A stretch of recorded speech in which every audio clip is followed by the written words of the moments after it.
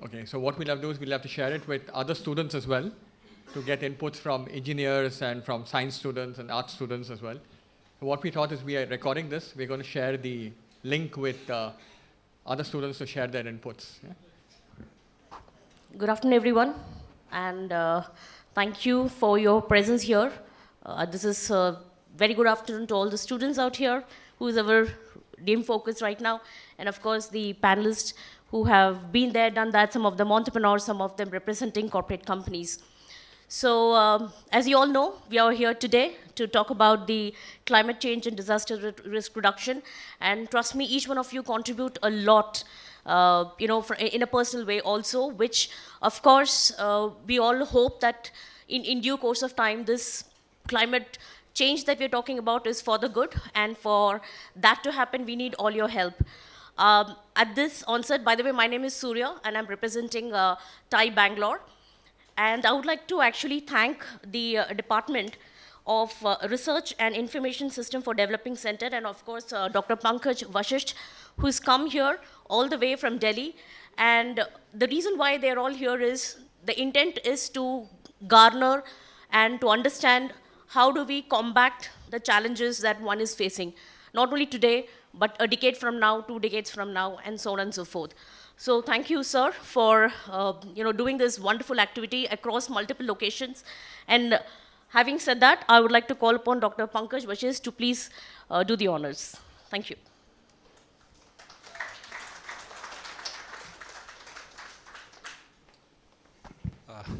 Thank you so much.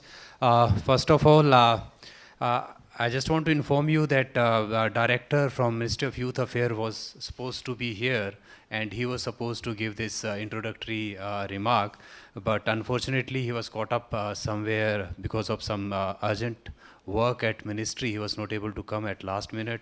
He regretted. So on the behalf of him, I would like to apologize for this inconvenience. So since no one is there, no one is here from Ministry of Youth Affairs, so I thought I should just explain that what is the purpose of this gathering, and just to give you a brief background of this whole exercise. So you all might be aware that India is at present the G20 president, and G20 is a process which involves many engagement group, and one important engagement group is the Youth 20. And this vertical is actually led by the Ministry of Youth Affairs of the host country. And the purpose is to engage with the youth to get input from them, and to not only tell them what is going on at G20 platform, but also get some input what they think about the situation which India as well as the globe is facing, and what could be the solution, which is youth-centric. So for this year, Ministry of Youth Affairs has identified 5 different themes, and they are doing 2 different tracks. One track is basically led by the educational institutions, where ministry is trying to engage with the youth directly, and the second track is this one, where the idea is to engage with young achievers, who has the ground understanding of 5 of the different areas. Like one of the theme is climate change and disaster risk reduction.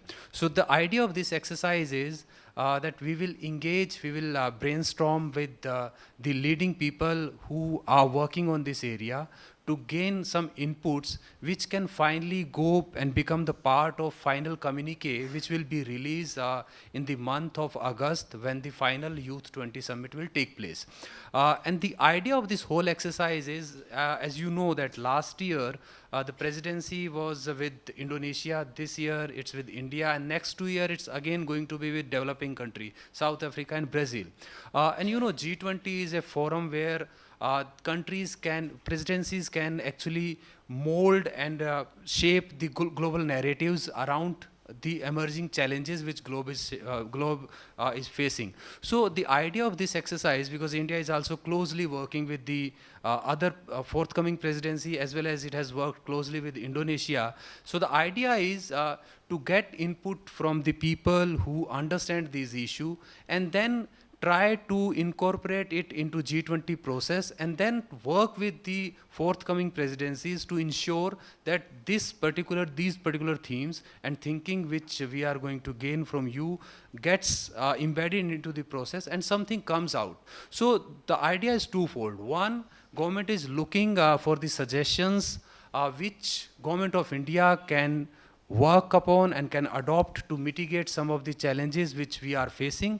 And second, using this platform and these inputs and trying to put it into the G20 process for a long term to shape the global agenda. So these are the objectives. So this is what I wanted to say. I won't take much of time because we have a very eminent panel. So I would only say that I'm looking forward to hear some of the brightest mind in this room. So thank you, Ty, and now I think.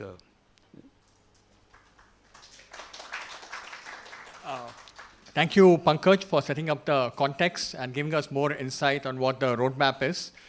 Now, without taking too much of time, I'll just share a couple of housekeeping rules, right? All of you have been given a link to share your inputs. Also, keep in mind we will have time for Q&A. Right towards the end, and we'd like to make it as insightful and collaborative and all of that. So feel free to during the Q&A to share your inputs and also share your thoughts. Right. With this, I would like to invite our moderator of the day. So Ganesh Shankar is a Bangalorean. He's a serial entrepreneur in the sustainability space. He's also been a climate problem solver. So we're delighted to have Ganesh here, and he's going to host and moderate this discussion. Over to you, Ganesh. Thank you all for having me here. I mean, my house is very close to Christ, so I've come here so many times. Then for a long time I had not come here, but when I saw it today, it's such a great, vibrant environment. So you guys are absolutely lucky to be in such a campus. I wish I had a time machine and go back, but yeah. But if you just want to think about the time machine, I'll just take you through a time machine. Assume we have a time machine to future. So what do you guys think if you were to have a time machine to the future? What would you see and what would you like to have? If anyone want to share something here? Stable job? Great. Okay, stable job. Anybody else? I mean, just want to hear. I hope I can take a few more minutes. I want to hear the crowd, I mean, what they think about the future. So I think there will be like not more machines and AI and stuff in the future. I think that is what we get to see. No, what do you aspire? I mean, you want to have more machines or? No, I'm sorry. I thought you were asking. No, I'll rephrase the question. What do you guys like to have in the future? She said stable job is something that she aspires. Great. What else do you guys want to aspire for in the future? Better environment. Better environment. Okay, great. A place where you can live and feel comfortable, healthy, clean, and a place where there's good air to breathe, good water. So that's what you mean? Yeah, great, yeah. Any other thoughts? I mean, before we start talking, we want to at least understand what you are thinking for the future, no? I mean, less inflation. Okay, economic, I mean, I understand we have economics crowd here, so I could expect that. Yeah, please. Improved standard of living. Improved standard of living. Great, I mean, we all want to live a better life, right? Anybody else? Good work-life balance. Yes, we are in that like the environment where we are always thinking about career growth but no time for family. Yeah, and the greed becomes a need eventually. Yeah, we don't want that to happen. Great. So less natural calamities that we are seeing Wow, less natural calamities. I mean, you're already seeing it happening now. You don't want that to happen. Okay. Yeah. More greenery. More greenery. Yeah. I mean, this college actually has very good greenery compared to many other campuses. I think you want, when you go out of the campus also, you want as much greenery as here or even more. Yeah. A green world. Improved urban planning. You want some conscious efforts put in the roads that we go and the houses that we live and lakes around. Right. Great. Any more thoughts? Any more thoughts? Okay, let me go back, let me take the time machine backwards and tell you, right? I mean, this whole world, if you think of it, the cities that we live today were perhaps built by emperors like Ashoka to Akbar. And you know how the cities were built, or the plan that when they built the cities, they thought about some of the things that you actually thought, perhaps, right? I mean, they also wanted their subjects to have some of the thought process that you mentioned, good urban planning for sure. They wanted people to have stable jobs and inflation, I don't know much, they thought about that, but I'm sure they didn't want the value of their currency to go down anyway.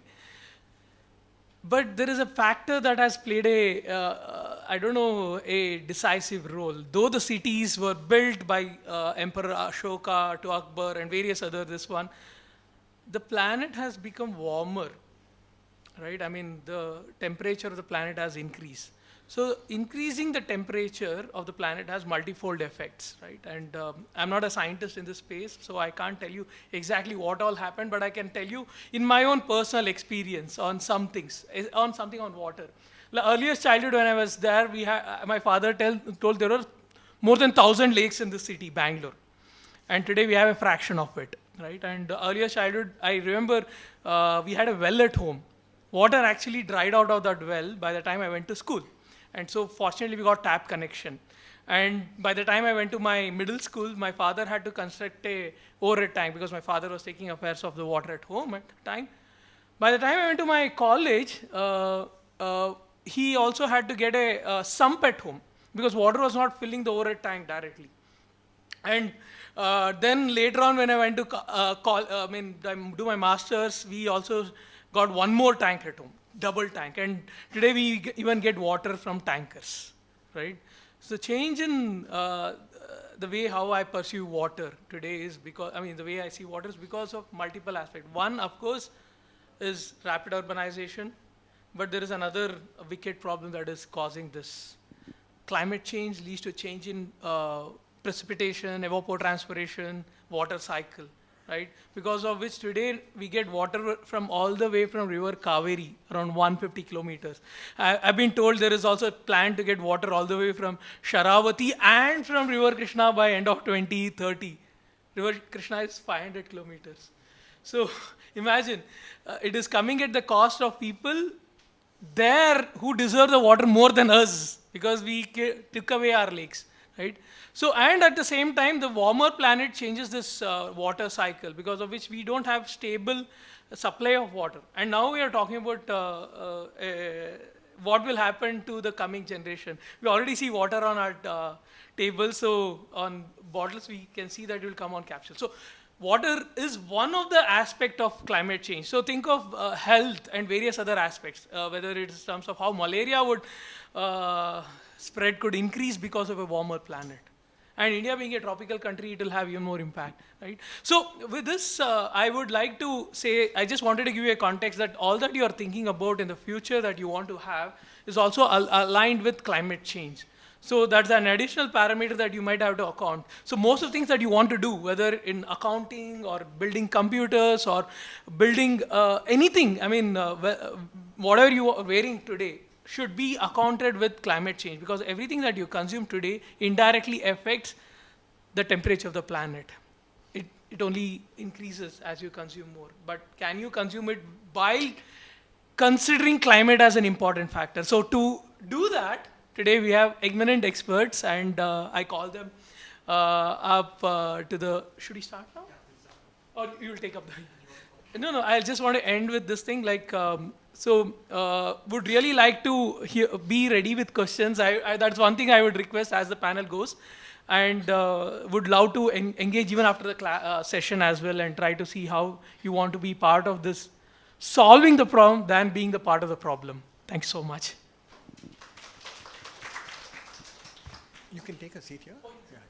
We'll call the panelists one by one. We have Mr. Narayan Subramaniam.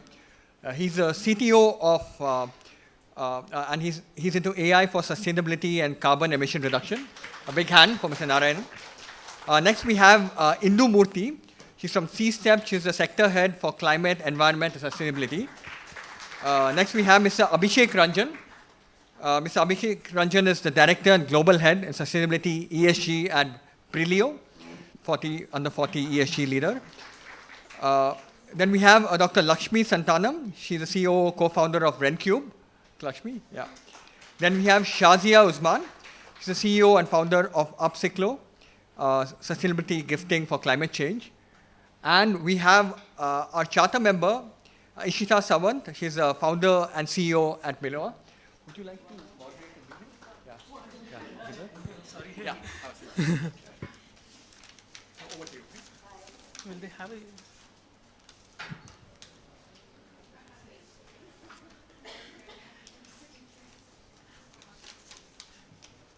So for all the aspiration that you all had for the future, we have the answers here on the panel. So I would like to start. Hey, no problem. So I would like to start the panel discussion. I actually have 5 questions, and I'll be distributing these questions to all of them. And you'll learn about what are the opportunities in the space, what are the challenges, and what are the policy recommendations that you would like to see. So, and what is it for you all from the panel that you can expect is something that I'll be asking. First, I would like to start with each of the panelists, starting with Shazia. Can you share about yourself, your work, and the intersection of your work and youth? Of course, in the context of climate change and avoiding the disaster in the future. Thank you, Ganesh, for the question. Hi, all. I'm Shazia, and I have a startup which is into a B2B space, and we cater to corporates for their sustainable gifting and products. So I'm very similar to any sustainable organization, but our focus is that whatever you spread in terms of joy of gifting, or the products, or let's say you join in an organization, and you get a joining kit, you don't get sustainable materials there, right? That is where we start. And we align these corporates to a lot of SDG goals, because it is coming from responsible consumption and of course, feeding into circular economy. Plus we enable a lot of women-led startups or product organizations that work with us to actually supply when there's a demand for the corporate. Right, so that's about it. About me, I have about 17 years of work experience. I have been lucky to work with firms like IBM, Goldman Sachs, etc. And I've worked abroad with Dixon Scarfone Group. So I've had like a rich experience to bring to the table a lot of things that corporates understand. I speak their language, and that is how we've been able to do business. It's been about 2.5 years. So I look forward to more inputs from you guys, because I think the intersection of youth is, one, I'm not that old. And second, I would like a lot of inputs from you guys in terms of how you see going forward, what kind of companies you would like to join, and how do you think those organizations should be performing in terms of sustainability, right? Thank you. Thanks, Shazia. I mean, Indu, would you like to? Sure. Thanks, Ganesh. Very good afternoon to everyone, and I'm Indu Murthy, and I represent the policy think tank. Now, before this new avatar, which happened 3 years ago, I was with Indian Institute of Science, was doing core research. So why did I transition from research to a policy think tank? Primarily because I wasn't happy with just publishing papers. Well, in academia, that's the ultimate thing. But then being in a policy think tank like C-STEP, I get an opportunity to try and influence policy making also. So which is what needs to happen, given that climate change is a larger problem. Then how do I engage with youth all across? Even being in academia, I ran this program called the Citizen Science Program for bankers for about 3 years, where they used to come and work with me in the Western Ghats forests. So a lot of them were mid-level bankers.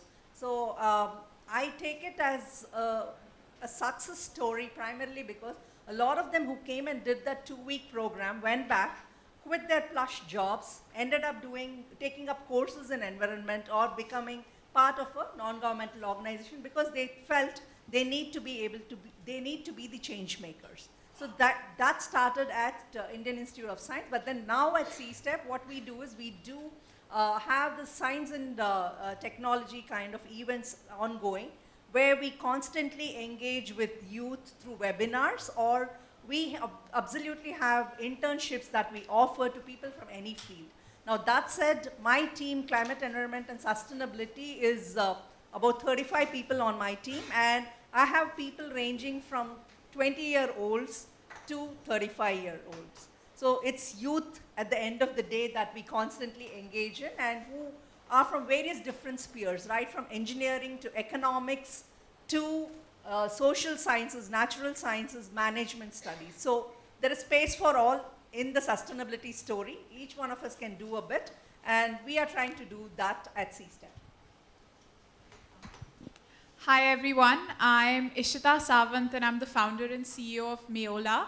Meola is an e-commerce marketplace with the vision to build the value of good amongst consumers.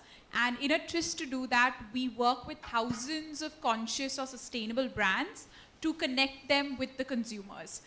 So today we have a platform that has 750 of these brands live, amounting to over 50,000 SKUs. I think the last year of me building Meola has been really exciting because working with these 750 brands plus enablers of commerce in the sustainability space has been quite interesting. A little bit about myself. I'm a very recent graduate from university too. I graduated a year ago and was able to raise my first round of venture funding from some of the largest consumer-focused VC funds and angels. And yeah, I think today what connects me to you guys is surely probably our age. I'm 23 years old. Many of you might even be older than me in the room. And I think the second thing is that 30% of our team in Bangalore are actually graduates from Christ. So yeah, I completely agree, and I'm excited to converse with all of you because I have great conversations with them and they love fighting with me on my thought process. So I'm looking forward to some of that here. Hi, this is Dr. Lakshmi Santanam, co-founder at RenCube. We are a deep tech solar startup bringing a new type of solar panel in the market that will be more efficient and make solar more affordable. And our vision as a company is to pretty much convert every surface that's exposed to the sun to a solar powering unit, right? Solar is not just something that you think of rooftop or solar farms. Can it go to your solar balconies? Can it go to your solar windows and be part and parcel of your life? So that's about myself and my current startup. My background, I was working in corporates for a decade, and then I wanted to come out of the cocoon and build a startup, a deep tech startup with my rich experience in research and product building, and start something of your own. And my intersection with the youth here is, you know, I hope more of you, and just like her success, more of you stay inspired to and take that courage and step forward, right? Like if you look at my parents' generation, they didn't have the financial liberty to go out and start something. But if you look at this current generation, and at least you look at my next generation, me as a woman now, I'm going to encourage each one of my kids and the peers, their friends, to have startup of your own, because the freedom of building something from scratch, the power is unlimited. It's all in your hand. So I hope you stay more inspired with this session and seeing startups like us. So and take your step forward to work with startups rather than have the ambition of what kind of life is not just about taking, what's your first pay package that's coming out of your first job in this. So there's a lot of time to make money, and let's just make a more beautiful world. Thank you. Good afternoon, Christ students. It's 30 years since I graduated from Masters and BTech but nothing has changed. Everyone still races towards the last bench, right? So, no, and I'm sure in Ganesha's time machine, I don't think anything is going to change in the future either, right? On a more serious note, so I've been a techie for the last 30 years, working across various technology domains. And currently, I lead technology for a startup which is focused on reducing carbon emissions in industry. Industry today, industry meaning like steel, cement, oil and gas, mining. That constitutes 47% of global greenhouse gas emissions. So I lead the technology to help industries to reduce their carbon emissions. We have custom algorithms which we run to help to deploy in industries to reduce that. Prior to my current avatar, I led a lot of software development for electric vehicles here in India. So I worked with the founder of Chetan Maini. Many of you may have heard of him, right? Father of EVs in India. So I led his entire software for the new battery swapping infrastructure, which you are now seeing in deployment in Bangalore, Delhi, I think about 10 cities in India, and now pilot in 15 countries worldwide. So that was prior to my current thing at doing carbon emissions, right? So this is an area very passionate to me. A little bit about background, 30 years in tech, doing all kinds of stuff. Fifth startup. So I have seen things go in flames. I have seen some success also. So it's, bittersweet, but as Lakshmi said, you should try it out at some time, right? And little on background, I mean, as I was telling Dr. Indu earlier this afternoon, I grew up in a place called Borneo. Many of you may have seen it in Animal Planet, right? My father was a field veterinary surgeon there for 40 years. So I grew up in a biodiversity hotspot of the world, right? For the first 20 years of my life. And in my lifetime, I have seen deforestation, rampant deforestation from 90% to 50% owing to palm oil and palm oil oriented products and consumption, right? And so that's why this area is very passionate to me, and I hope to continue in this till for a long time. I don't intend to retire anytime soon. Many of you are my kids' age, right? So you'll probably see me haunting you for more years to come. All right, thank you. Thank you. Good afternoon, everyone. My name is Abhishek, and I come from a technology company called Brilio. We are one of the Bain Capital company, and it's a very young company. We started like a startup, but we are no longer a startup. It's been 8 years. See, my connect with sustainability, because that's my role, which I do day in, day out. And also, being in a technology company, most of the workforce is very young. So if you look at our average age of our workforce would be 28. So the 4,000 employees in India and another 2,000 outside India, that's an average age of workforce we work with. So it's obvious that, a lot of fresh graduates every year joining us, and they have a renewed passion for beyond, just the money and income. See, I think, when our moderator was asking this question, that how do you want to see this world? How did we saw the world, when water, air, everything was so pure? I mean, I don't remember in my childhood even having any kind of filtration in anything.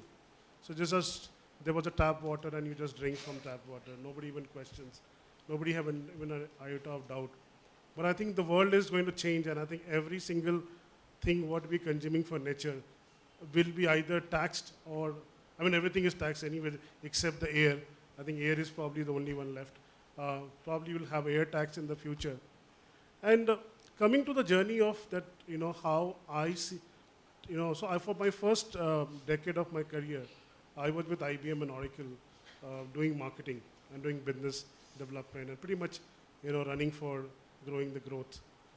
But, when I was 17 years young boy, I started with Rotaract Club, which is a youth wing of Rotary Club. And that's how I started my journey with community service and all. But those days, there was much opportunity for going for CSR or NGO or, development sector roles, right? Very few. And I had a great admiration those days when I was studying at IMT Ghaziabad and some of my friends went to TIS or IRMA. I also wrote IRMA, but I couldn't get there. But the fact that these business schools, which is like more, I was very inclined, but unfortunately I couldn't get in any of them. But I had a great admiration. And then this opportunity came in the current company when my CEO asked me to build the whole function. And when I started CSR, I have no idea what CSR means, to be very honest. But the last 7-8 years has been a big learning journey. I teach sustainability at your college. That's why you probably see a CRISE ID with me. And I think I want to, kind of point one thing. Shajia is a great example for what we are talking today. I think we are talking climate change, environment, and we have plastic bottles in front of us, right? I think she is the only one probably carrying it. So I think it's easy to talk and, probably I would use a stronger word, preach. But, making it a habit of our life is what we probably need. And I think you all can show it, right? I mean, we have, have a zero plastic in our office, at least a single-use zero plastic. So I think that's, with small efforts, I think moderator also talked about, it's very important. Now, as I transitioned my career from a marketing, a core business guy, to sustainability CSR, there have been a lot of changes. The way I talk, the way I communicate, engage with people, my choice of words, everything changed because your personality take a lot of change. But I can tell you with my experience, and I have friends whom I kind of engage in the same sector, whether from development or from the corporate side, there's a huge opportunity, right? I mean, when I look for ESG consultants, I don't get it, right? The right consultant. There's a huge demand for what's my co-panel was talking about, either carbon, offsetting or investment in carbon projects. So there is a huge opportunity for us, and trust me, you will be a faster growth space. Not because I'm doing it, but I'm seeing it happening from the center, right? So it's a space like the startups, right? It is like a startup era. This is the beginning of in the environment and sustainability space. So if you join the bandwagon at this point of time, not only you'll be doing good for the society and the world, but I think you'll be also doing good for yourself in the career standpoint. So that's one small message I want to give it to. Thank you. Oh, thank you for sharing the work that you're doing and at the intersection of youth and opportunities that you can offer. So now that we've heard climate change, if I could still use my time machine, then it sounds all this gloomy about if the temperature increases and the way of life will get affected. While all that concern challenges is around, I want to ask the panelist, while there's a concern, what is the opportunity for our youngsters here? I'll start with Abhishek because he's also closely connected to the students here as a faculty. Would you like to share some thoughts on this, Abhishek? So I don't know how many of you know in this college, there's a course called MBA and Leadership Management, right? MBLM, which is primarily, and they have specialization in NGO or CSR for a year. So very unique MBA courses, right? Like that, if you see in India, there are so many colleges, like I can just name it right from NITI to XIMB to so many of them, IM Lucknow, all have started MBA in sustainability or development sector. Similarly, a lot of institutes which is reputed for, known for teaching economics. If you look at, there is a ESG, right? I mean, if you look, what is an ESG? ESG is nothing but it's a kind of a framework which corporates have decided on their own, right? It is a decision-making tool for investors, private equity players. It is also a method for de-risking it, your investments. It also a method to check how your invested companies are doing, how your customers, how your supply chain looks at it. So who are these people who will drive this ESG? People who understand economics, people who understand business, right? People who come from these, and probably the other streams as well, right? So the opportunity is humongous, right? I mean, I'm openly asking you, give me a ESG consultant who's really good. I will probably rope in immediately because I've been looking for last 1 month, right? That is an opportunity. And I was talking to one of the big four players, right? And I was asking him that, how is, your fresh graduates, MBAs coming to your, your organization? He's saying the demand is 4x than in the sustainability stream. Things like, EV, alternate energies, right? I just said ESG. All of this is such a fast, look at, what, he and his team has done with the first EV in Bangalore. But look at how EV is exploding now, right? How solar is exploding in India, right? And that's on every sector of this, you will see this happening. So this is an opportunity. Now, who will get the opportunity? It's not that having a degree will get you an opportunity, right? Of course, if you have MBA in sustainability, will give you an opportunity. But if you're not from a MSW, MBA, sustainability, etc., then you'll have to demonstrate some actions, right? I just met downstairs Professor Jinu. If you know that he is doing the straw from the, right? All of you know this about his story. So I think you have to take up some initiatives like that, demonstrate some success.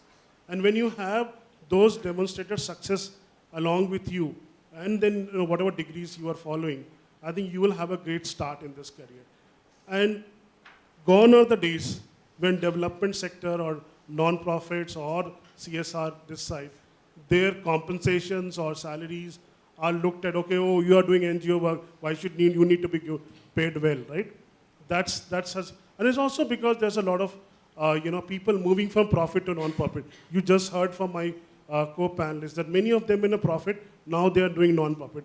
Similarly, a lot of non-profit people have joined profit, especially in the CSR and sustainability team. So there is a lot of ideas are getting exchanged, and this is how we see in the world. If I look at in the countries where we operate outside India, there I see a very little difference between a profit sector and a non-profit sector. How they treated by the in terms of their employers or the society at large. So I think that gap is also kind of bridging. So you are in a very right time, right moment if you want to kind of get into this, this whole bandwagon, and you will see that you will be successful in your whatever you need, your personal, your family needs are. But beyond that, you'll also have a great satisfaction because this is a one area where passion, purpose, and profession will actually meet together. Thanks, Abhishek. I think Ishita is already holding the mic, so I really want her to share her thoughts. Yeah, I just wanted to connect back to from a consumer lens perspective, right? All of you in this room are youth, but you're also consumers.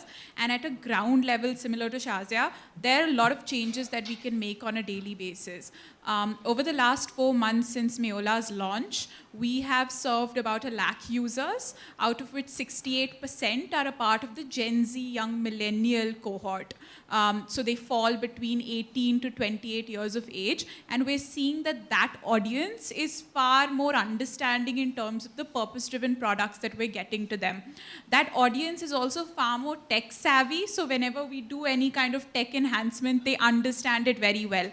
That audience also understands carbon emissions pretty well. So we see as an e-commerce platform, probably the first to have about 45% prepaid orders. So we know that these orders are not coming back as an RTO, and then of course it's going to be a wasted effort, wasted emissions because of the delivery, and of course a logistics cost associated with it, right? So we're seeing consumers from your generation be a lot more engaged with our platform. So much so that, a couple weeks ago we had an individual call us asking us that, I read about Meola. I just want to know, why is it that more people don't know about you? Right? Can I do something? Can you give me a referral code that I can give to my friends? I think a few days ago, another customer called in saying that I just discovered you guys through one of your ads.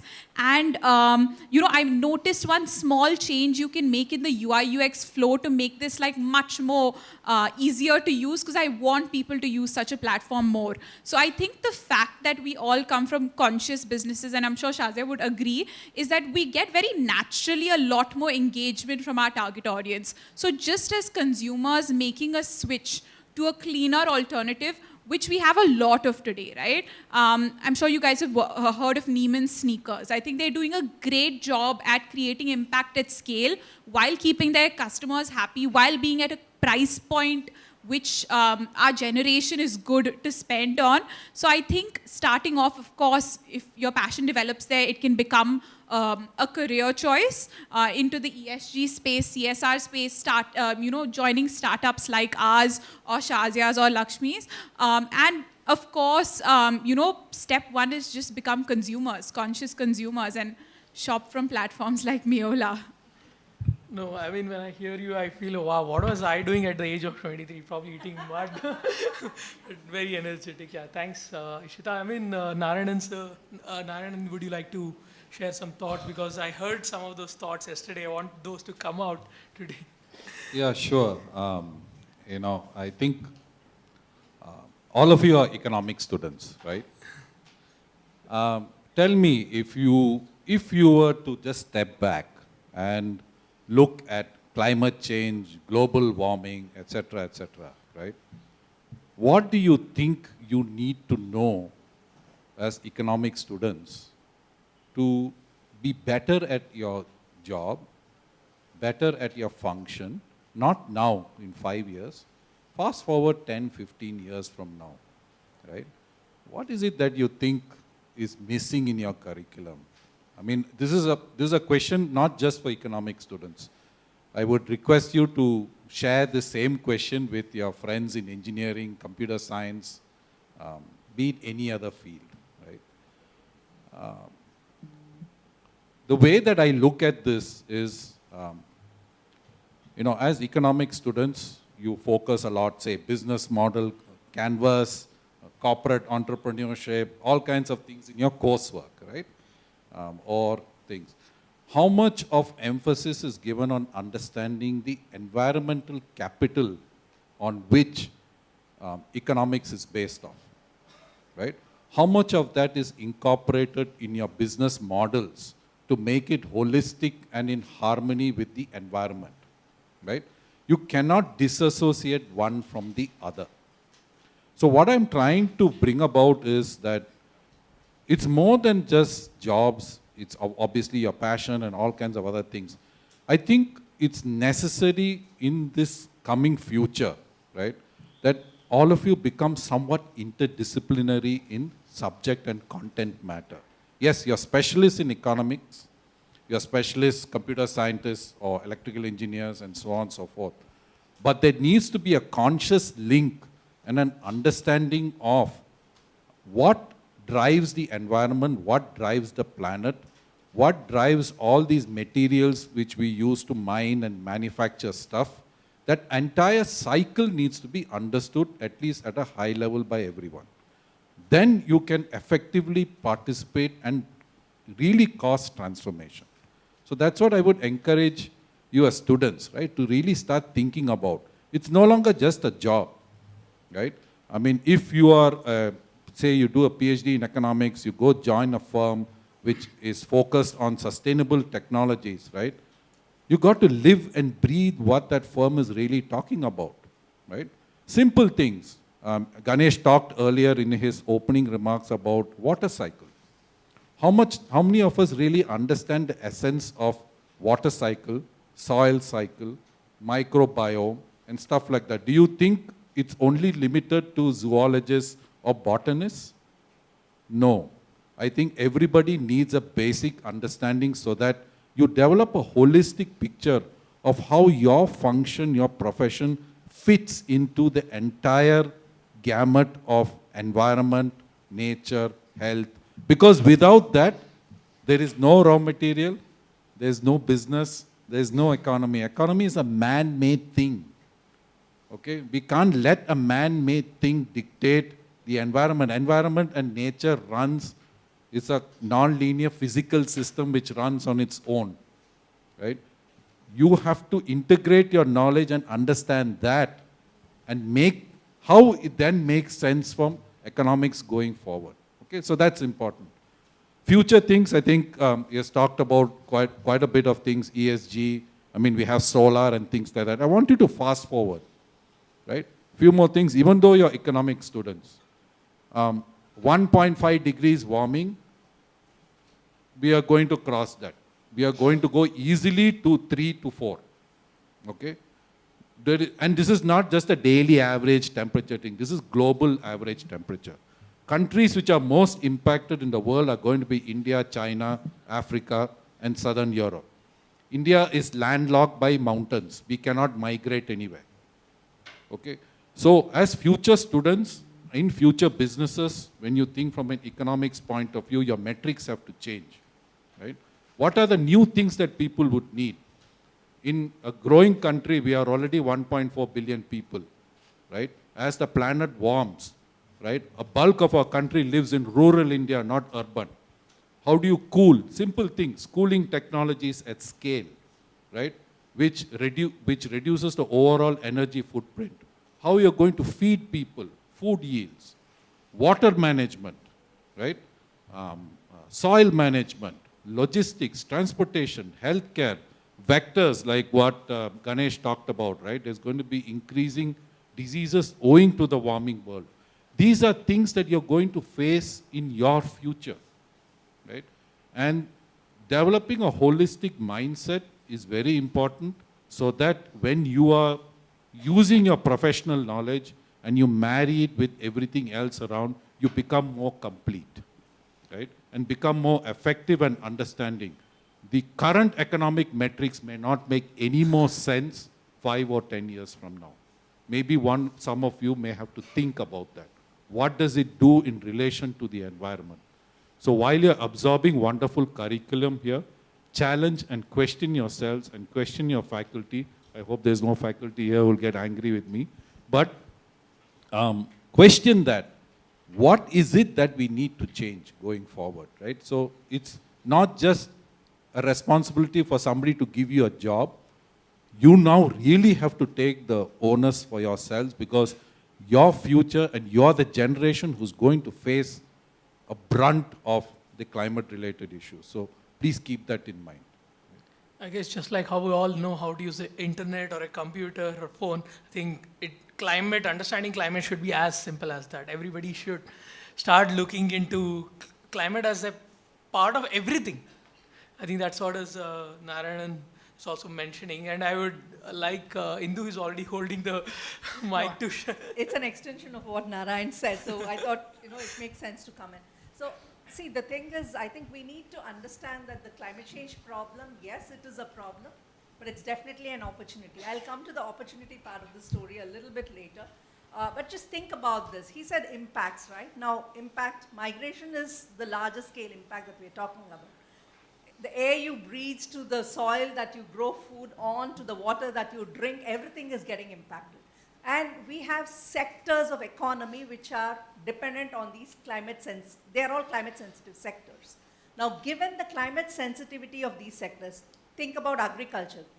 Roughly about 50% of agriculture in India is still rain-fed agriculture, which means there is no assured irrigation.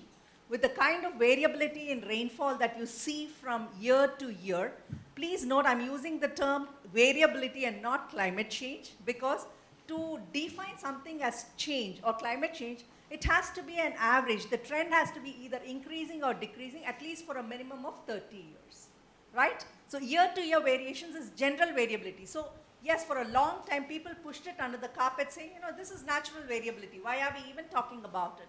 But the problem is that the change is happening so fast, which is unwitnessed for the past 800,000 years. So which is why the entire world is actually sitting up and saying, yes, here is a problem. It's happening much faster than people or systems can adapt to if it happens at a certain pace. Classic example, the heat waves that happened in Europe, the best of healthcare facilities, but still there were many deaths, right? So given that, you need to have systems that are able to cope with it at a certain angle. Now moving back into this, you look at economy and sectors, etc.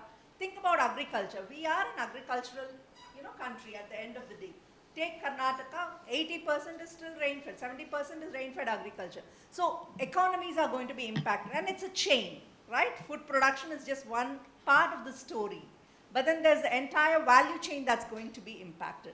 Now moving forward, if you try and look at why I call it as an opportunity, because it's an opportunity for us to develop in a way where we are slowing down the process of climate change, which is all about low carbon development that Government of India has been talking about. Government of India came out with this mission called LIFE. If you Google it, you will see LIFE.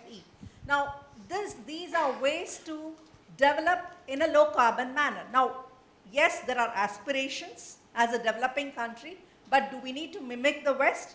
We are where we are today because of the way development has happened in various other countries, the developed world. So if we continue mimicking the West, obviously we are heading for doomsday. But then here is an opportunity for us because, yes, we need to develop without compromising on development.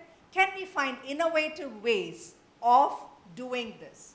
Now here comes all the technologies that need to be there. Here comes all the thinking that needs to be in place, which is again coming back to the scope of what Narayan said, connect the dots. Yes, you are economists, you are worrying about, okay, how much is invested versus what's the output, etc. I'm not an economist, but at the same time, ultimately it boils down to money, right? Your business is, what is the input, what is the output? Is it break even or are you making a profit at the end of the day? But at the same time, at what cost? Now, if you look at just the money angle, maybe it is obviously positive, but then you need to be looking at the larger picture. What are the unintended impacts? Which is what the ESG is all about. It's also talking about how do you consciously bring in development? How do you consciously do businesses where you're ensuring that your footprint, carbon footprint, is as low as it can get. There are technologies available for certain aspects, but everything is not out there. There's a lot that still needs to be done.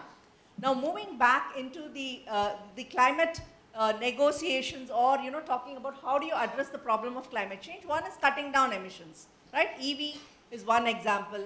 Energy efficiency. There are a whole lot of things for every sector that is happening. But the most important part of this story is what we call as adaptation. There is some change. I mean, think of an imaginary situation where there is not even another single molecule of greenhouse gas that's emitted. Do you think climate change problem is solved? Yes? No? No. That's because there are a whole bunch of gases that's already emitted, which is up there in the atmosphere. And there is a lag in the system. The climate system, it's not immediate. So obviously, there is going to be some level of warming which is bound to happen, which is called committed climate change. Now, we are nowhere close to that. Narayan said 1.5 degree, we're going to cross. Even maybe 2 degrees. Now, that's the global average. It could be plus or minus 3 degrees in different parts of the world. Averages don't tell the real story. Right? It could be much lesser somewhere, it could be much higher somewhere else. Take Karnataka itself. You have the plains, you have the hills, you have the coast. We've done some studies where we've looked at historical temperature changes, rainfall changes. We even projected into the future using climate models, and what we see is up to 3.5 degree increase in the next 30 years, which is definitely during most of you in this room, your lifetimes. So given that, we need to be asking these questions, okay, in adaptation, the problem, the biggest challenge I'm facing in my group is that I don't have an economist who understands these interconnections. I need people to be able to appreciate these interconnections and then look at the economics of adaptation. Does it make sense to adapt today, make that investment today, or can I wait for another 20 years or 15 years? If it's going to cost me much more, that's economics also. Obviously, invest today. That's the answer that I want. So given that, there is space for everybody. Like I said, my team is full of people from very different backgrounds. So everybody can bring in their thinking. We need people who understand these interconnections. So even if it was not part of your curriculum, all it needs is being sensitive to issues that's happening around you. Because ultimately, it's about everything that we all depend on. Yeah, I mean, very spirited points, Indu. This also reminds me that word economics and ecology have the root of eco, which is home. right? So I think there's no much change they have to think about solving for ecology because they're already working at some part of eco anyway. Just one word, all of you bright minds out there. This is your opportunity to reinvent. This is your opportunity to reinvent economic models. Think about it. Okay, this is your opportunity, right? What the metrics today may not make sense going forward. And as Dr. Indu rightly pointed out, connect the dots and extrapolate. Since we are talking about cooling the planet, I got a cooling glass here. You know, I mean, can you guess what is this cooling glass made of? Any guess? Yeah, actually, this is made out of all the chip packets. The waste pickers have picked all the chip packets and they have actually made it. This is a company by name Ashaya. I think you guys should have them on your platform. Very soon to Meola. Yeah, I mean, see, think of cooling the planet and they actually chose this as the first product, cooling glass, right? So imagine everything that you're wearing or anything that you're seeing, the cement, steel, everything become part of the climate neutral agenda. Right? The opportunity coming out of it. There'll be disruption in the way, everything that we consume. So if there's disruption in the way, everything that we consume, we need human, I don't want to use manpower. Tomorrow is, it's in a gender equal world, I would say human power to solve all this thing, right? So you guys, the jobs that in the future will also be different. I don't think you'll be doing the same kind of jobs that we did in our, I also want to associate them to the youth, but still.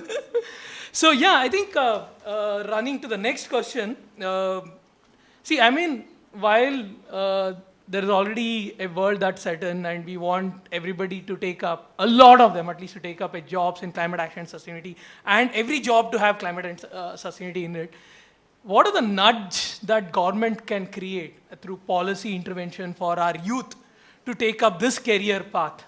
So I would like to ask Shazia to start with, and you already set a great example by practicing what you preach.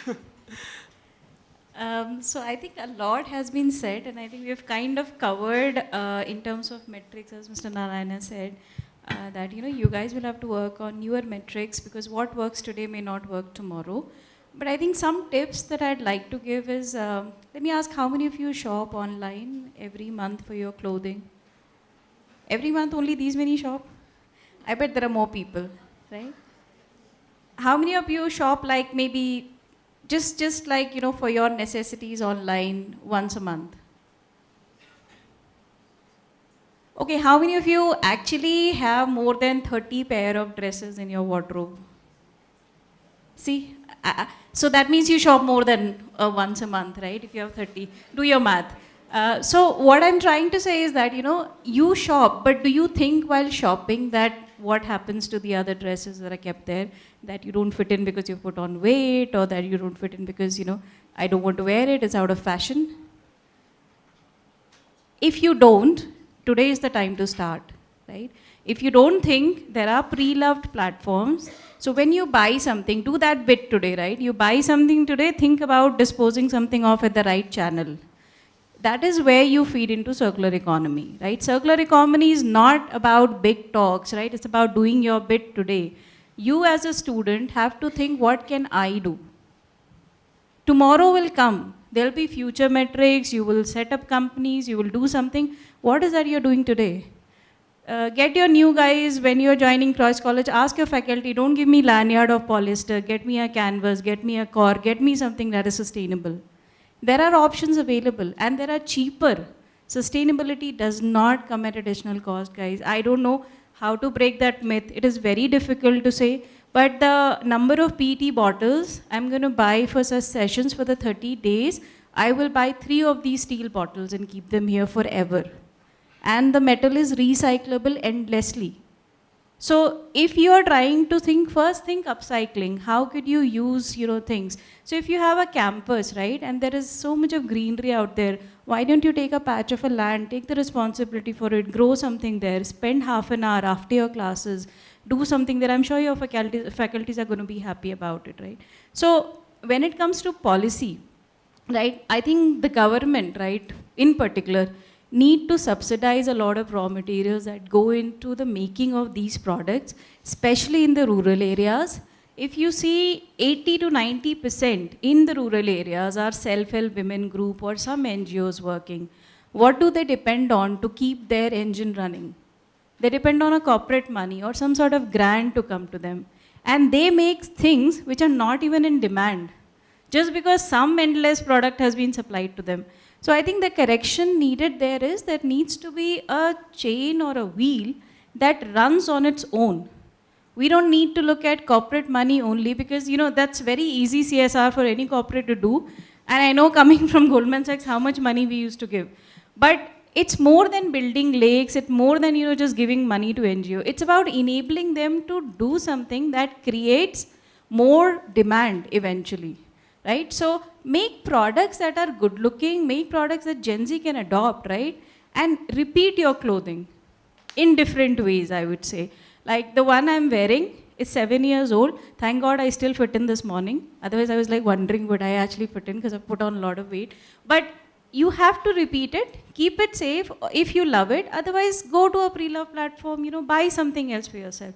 But make sure that you're doing something which feeds into that wheel, and the wheel is of economy wheel. So you are helping a lot of startups that are like Poshmark, etc., who are coming and getting thrifting as one of the mainstream businesses in India.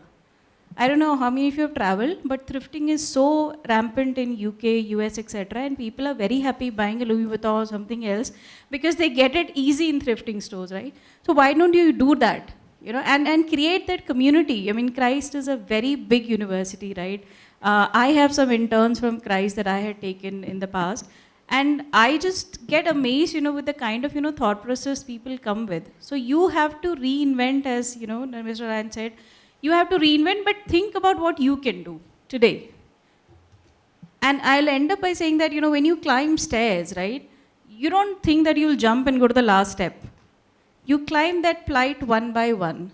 That one by one step is you doing that bit today, tomorrow, day after, and then you of course reach your end goal, right?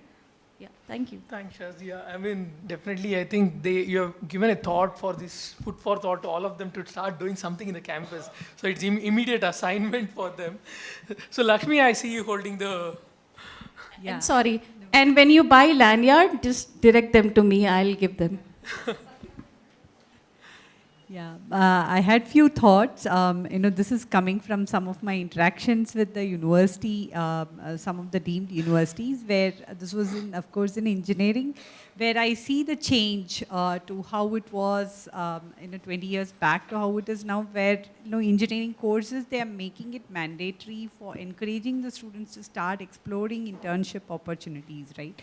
So this has a multiple benefit. The students get tuned to what is really out there, and so that they get an understanding of what it's like to work with an industry or in a startup or in a corporate, and correspondingly ramp up their knowledge so that they are ready when they need to go post a college once you graduate. And I don't know what's the policy with Christ, but start thinking it's not about when, recently I was approached by a girl from US, and she's going to her 12th, and she's already set her eyes on Cornell, and she had approached me if she can come down, and she's coming to spend her time with her grandparents, and she was asking me for internship opportunity in startup. So, startups are always, hungry for, talent pool. And it's a great place for you. It's not like a restrictive role. That's my perspective that I'm giving from a startup. So you get a wholesome experience on working on anything. So you don't have a restricted role saying this is what exactly. So you are doing a market study. Your role just doesn't get defined to that job alone. You are free to explore more and more and take up as much responsibilities as possible. That's what I tell to the freshers who come and join to work with us. And so and if we can have policies at the educational level to have this tight integration of institutions themselves, once it gets mandated, right, the students also get channelized, and these kind of roadshows with companies and startups can happen more and more at the university level, and so that it eventually the graduates are ready when they go and face the challenge out there. And even like once you are inside the system, I would definitely like to hear her journey as to how she started. So you get inspired, and so that you are ready when you want to go and establish a startup for yourself, right? So these are my thoughts on, and I would of course like to promote about Climate Ninja program. We have Ganesh, myself, we are part of this Mafia group, where we run a short Climate Ninja program, and so that it's like, I would say, a small executive MBA to be ready in a climate workspace, and they get coached by industry experts, and then they offer work with industries. So keep looking out for these kind of opportunities for women. I can say Climate KIC has a startup school for women founders, or it's not about like, you need to have an idea and you need to go and enroll in this program. So you can enroll in these programs just to get the exposure and understand the entire, the whole 9 yards of what startups about, what business is about. It's a completely different experience. Thank you. Thanks for promoting Climate Ninja. I think you all can be ninja. You just have to follow a link that we can share, where you have like 10 entrepreneurs in climate would actually give 10 master classes, and then you would probably get a job or an internship in one of this 10 to 50 companies up to. Right? I mean, more details to follow through the college process on. I'll probably get in touch with the placement. I think Narayanan is holding the mic. I really think he wants to speak something about the... Yeah, just coming to policy, more than policy, I think, I want to pick up from what Shazia started off earlier on, what can you do, right? And Lakshmi was talking about a few other things. I think curriculum is important. More than curriculum, take it one step further. I mean, our challenges with environment today has a lot to do with also, to some extent, to do with mindset, right? We have become apart from nature rather than being a part of nature. Okay? We have grown apart, right? And I think, why do I come to curriculum for that? I read an article sometime back, maybe 2-3 years ago. There's a school in, I think, Udupi district, which mandates or encourages and has all students to do farming from 6th standard onwards in the school, right? Now, why do I say that is important? Only if we know hands-on. See, otherwise it's all theory, right? We read in books, you can read n number of YouTube channels, and, there are n number of gurus on, Republic TV talking all kinds of things, right? So only if you are hands-on, right? Experiment with soil, experiment in growing something, right? I think then you develop empathy with nature. How difficult it is to do something which is actually the foundation for the crisis in which we are in today, right? If you really look at it, plants, animals, flora, fauna, you may think, why should an economist do that? Why should an engineer do that? I believe, my personal belief is, everyone should reconnect back in some form or shape with nature. I think I would encourage government to look at, policies which allow this in schools, to start from grassroots. Biology classes, for example, shouldn't just be theory, right? Have a 1 year long project starting from 6th standard, 7th standard. This little farming, I saw that example of that school in Bangalore, where kids really start connecting with nature and they develop empathy with the environment. Only if you are empathetic to your environmental surrounding, to your profession, then you can do something even more meaningful than you would do otherwise. So if at all that's something that I would encourage is policy around this. How do we get students and people reconnected back with nature? I think that will help in a great way. We talk about composting and all these things. That is another way of looking at it, right? So that's the only thing I would Please add. tell me the name of school outside. I want to send my son to that kind of school. So I think, yeah, I mean, we have taken so many things for granted, and if we actually know the journey of how it comes to us, probably will be more conscious of how to use it. So that's an excellent point, and government should push this in NEP some way or the other. I think, Ishita, you want to share something? Yeah, I don't know as much policy, but I'll tell you what kind of inspired me to start Meola, right? I was studying in Boston at Northeastern University, and as a part of my program, I majored in international business. So I spent a lot of time studying abroad, away from my home university. So I spent some time on a tiny island in Greece. My university was located on an island, a very self-sustaining island. I spent some time in Singapore, I spent some time in London, and then studying fashion in Paris for a semester. Now, this theme of sustainability was so prevalent globally, right? Whether it was the largest shopping mall in Singapore, the tiniest island in Greece where I studied, there were products or stores that were selling organic, clean products. And I also noticed that other students around me, exchange students, also locals, would walk into the likes of a Sephora, for example, and say, where are the vegan cruelty-free brands? And that just was a very natural move for us. But I kept thinking that why do we have to go and ask this question? There should be this platform that is large enough a market. I came back to India in 2020 for some time, started doing my research here, and 2020 was the D2C boom, right? We created a database of 4,000 brands without really trying to look very aggressively for purpose-driven brands, and that's where we identified the gap, that there are brands that are there on Instagram, for example. They have their own Shopify, Magento stores, but there isn't a single platform that connects the two. So that's where we came in. So that's the story of how I got to Meola, right? The second part is who pushed me and was kind of catalyst. One of the mentors I reached out to, and one thing I can tell you guys is use your network and LinkedIn as like crazy. I'm sure everyone on this panel will agree that if any of you write to us today or anyone else on LinkedIn, they do respond, right? And I joke about it sometimes, but if LinkedIn was tracking my messages, I would be blocked by now because I cold message people a lot. So one of these cold messages was to the CTO of Swiggy, Dale Vaz. And I kind of pitched to him my idea. He had been with Amazon, he'd been with Flipkart, he'd been with Swiggy, both platform businesses, and that's what I was setting out to build.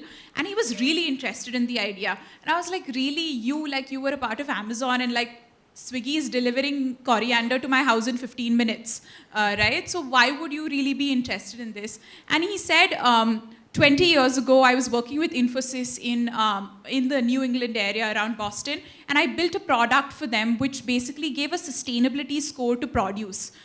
He was working with a grocery store through Infosys, and I was like, that's so interesting, 15 years ago. And he's like, I've been watching the market to see, does this come back? Because at that point in time, it didn't take off. And so coming back to my point is that one, definitely, if possible, get out there. Not necessarily out of the country. Get out of your home, get out of your city. You don't know where you'll be inspired by. I was recently in Coimbatore for Mahashivratri, and I was surprised by the level of sustainability in the hotels, in the restaurants. We've not adopted that in Bangalore yet. And then the second part is look out for mentors. Talk to people. If you have an idea, you get great validation. And then that validation, of course, gives you confidence to move forward.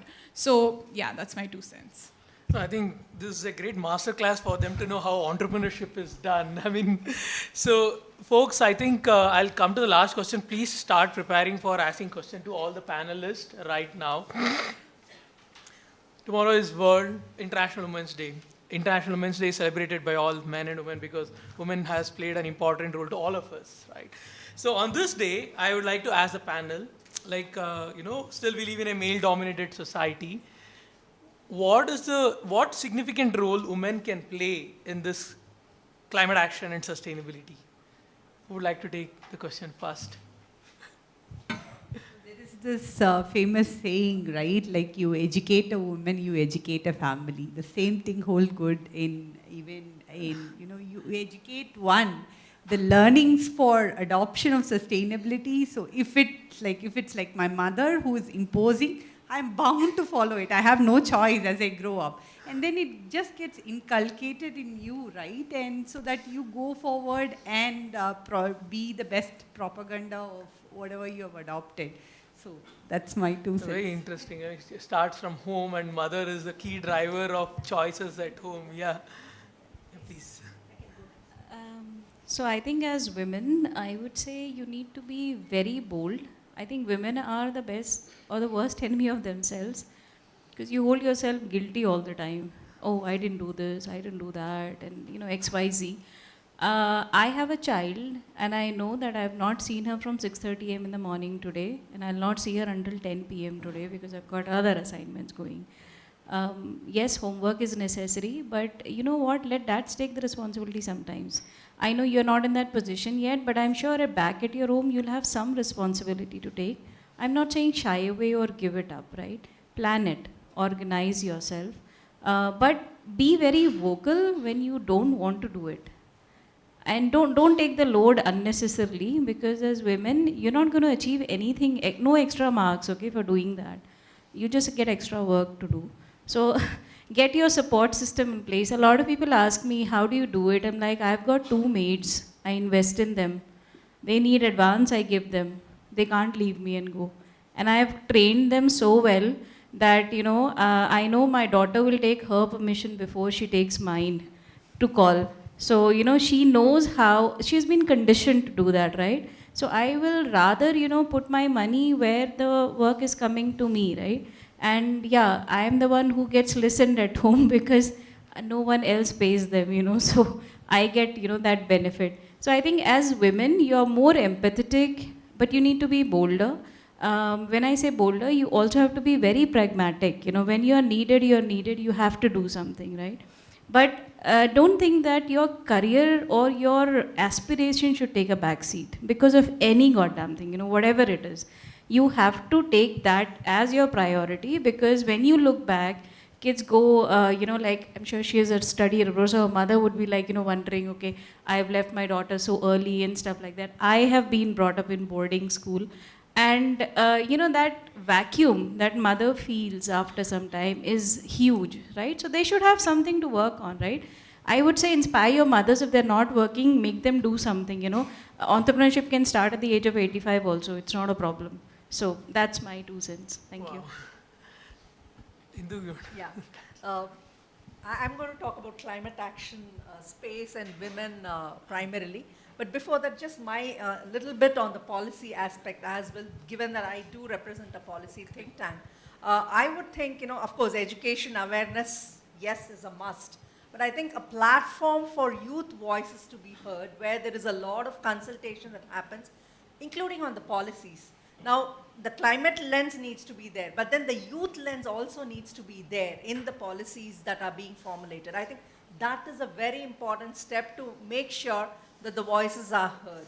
Now, that said, the platform also needs to be sensitive to the fact that it's not an all urban, you know, group. So, sensitive, for instance, language, right? It has to cater to people from different streams, from different spaces that they come from. The digital thing is taken for granted in the urban spaces, but we know during COVID how many students suffered when they were in the rural setup because they didn't have access to smartphones, or, you know, the networks were weak, so on and so forth. So I think that's a very crucial part in the policy. Yeah, it's also like an intergenerational justice issue, right? I mean, the justice for somebody who's born today, yep, and what we, for us. Absolutely, yeah, absolutely. Yeah, it so makes so much sense, taking their views and collate it and from all demographies and see, ultimately the outcome of the policy is going to be borne by them. Exactly. So let them decide what needs to be done. I think that's the fact, that's very important, when you're looking at policy making in this particular space. Now, moving into the women and you know, climate change, as we know, a lot is borne by you know, the women, especially the burden of running a family in the rural setup, be it fetching water, be it farming activities, be it you know, sourcing firewood. Biomass is still a very big fuel in this country, all said and done. LPG penetration is there, so on and so forth, but still people do depend on wood for cooking. Now, when they cook, the smoke that they inhale, that's the pollution part of the story, but that is also a problem. So now all I'm trying to say is, I think women need to be in the forefront of decision making. Now, you need to empower them. That's the crucial point here. Now, once they are empowered, once they are aware, once they are sensitized, once they are empowered, they are able to contribute in the decision making space. Now, they understand the problems most because they're actually bearing it. Now, coming into the space of technology development also, the technology that's developed or innovated also needs to be gender sensitive. Think of a harvester that a woman is using which is bulky, which requires a lot of muscle power. Can they use it? It's going to be difficult. So, I mean, I think these are the nuances when it comes to looking at the climate problem itself. This is just one example, but then I think women have a role to play in every single sphere. So given that, I think there is a lot that women can contribute. They are doing their bit, but still, as rightly said, women in science is still a very small population, right? Even in India, right now, even over the world for that matter. So I think we need more and more women, and who better than women ourselves in empowering the other women. I think we all have a role to play. Like Shazia said, start it within your homes. It could be your aunt, it could be your sister, it could be your maid. It needn't necessarily be just the family. Start small, but then I'm sure we can make the impact. It has to be a trickle impact. It has to be a demonstration effect that happens, which would go a long way. Wow. Thanks, Sindhu. I think, Ishita, please go ahead. So it's interesting because we were looking at our data in the last 4 months. Around 40% of our consumers today are young moms. Right? And these young moms get the foot in the door because they're trying to typically buy non-toxic toys for their kids. So they are trying to switch over to wooden toys because of the recent policy change. That's been a very natural growth for us. And then once we have their foot in the door, we notice them buying a lot more cross complementary categories, non-toxic home cleaners, personal care products, etc. So we notice that that's probably the audience we should go after because they have the most amount of decision-making power when it comes to consumption. So that's very interesting that we have to build products keeping them in mind, build products keeping their, their value proposition, their usefulness. How can we make multi-use products? Can I have a cleaner for 3 things instead of 3 different cleaners catering to each of those problems, right? That's one. I think from a perspective of being an entrepreneur in the sustainability space, the first ever fund check that was written out to me was an early stage women's focused fund that focused, that of course supported women entrepreneurs, but also worked on problem solving for women. So that was really a great thing.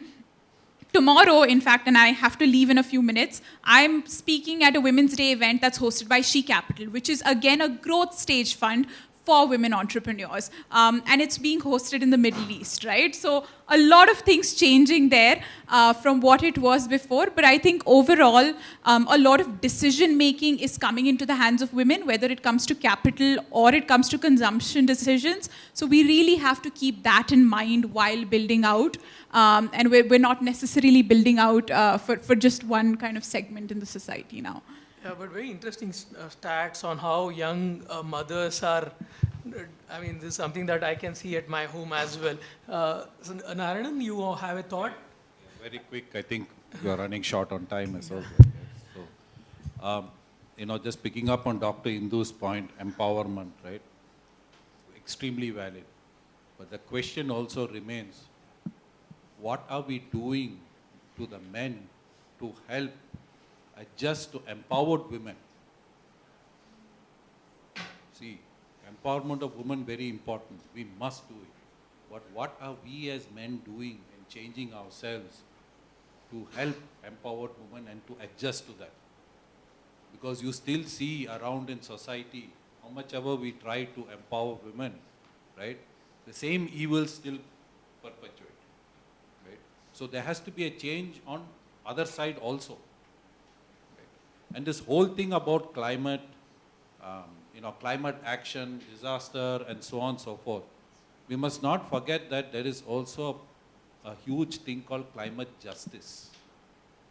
Okay, life going forward needs to be more equitable for everyone. We have an extreme inequities in society, not just in India, but globally. You start from consumption, per capita energy consumption, per capita resource consumption, the inequity is tremendous. So, as future economists, right, I think it is incumbent on you to also ensure far better equity in terms of distribution and availability of resources, because the people who unfortunately bear the brunt of inequity today are women. Right?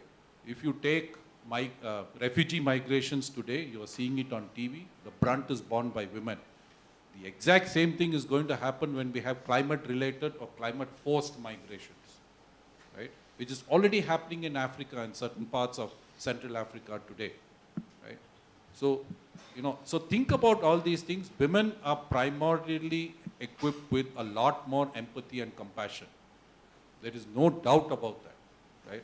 And they play a central role in anything related to climate justice and climate action, right?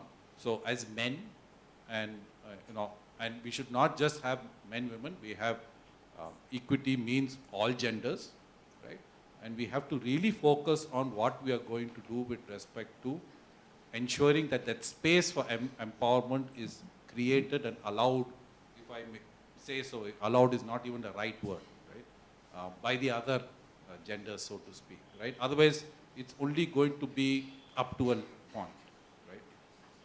Time has come for that, and you are the youth to help to drive that. I think it's so important men talk about this, and glad Narayan talked about it. I don't know how much time you have, but still I think we should take questions from the students. Anybody who wants to take the first question?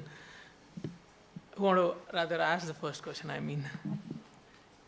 Yes, please. You want to, yeah, you want the mic?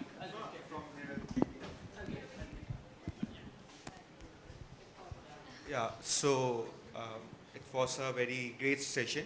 I have not a question, but I want your view. So for, let's say, from India, okay. So you talk about adaptation. So if you are talking about adaptation for EVs, but still in India, there's a major portion of electricity being produced by thermal powers.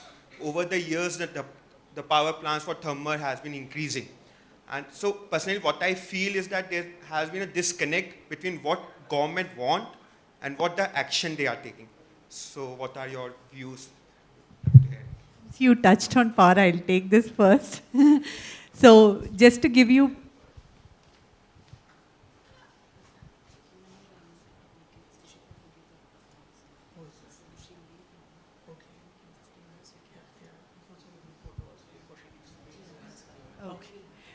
I yeah. think we take this question and then. Yeah, sure. So just to give you the perspective, right, a lot of things that is just, you just read the newspaper, a lot of things are projected in the wrong way. You actually look at the real statistics, right? On solar alone, I'll give you. Like in 2015, Jawaharlal Nehru mission was formed and India pledged that we'll do 175 gigawatt in renewables. And if you see how much you have achieved, can you guess? We have achieved like 90% of whatever we set eyes on. It's 2022. We said by 2022 we'll do 175. What we have achieved is 165.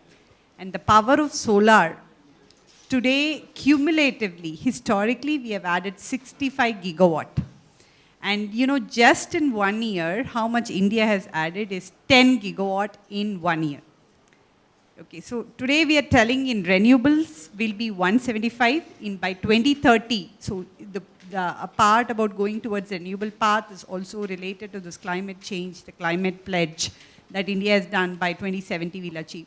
So this 175 is, we are looking at 450, 3 times more number. So we are making tremendous progress there.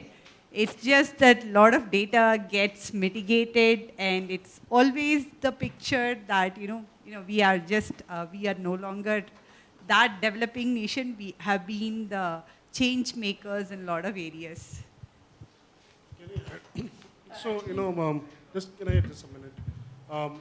So after pandemic, last year I visited States for a couple of times, and I was expecting that a lot of people start using Tesla.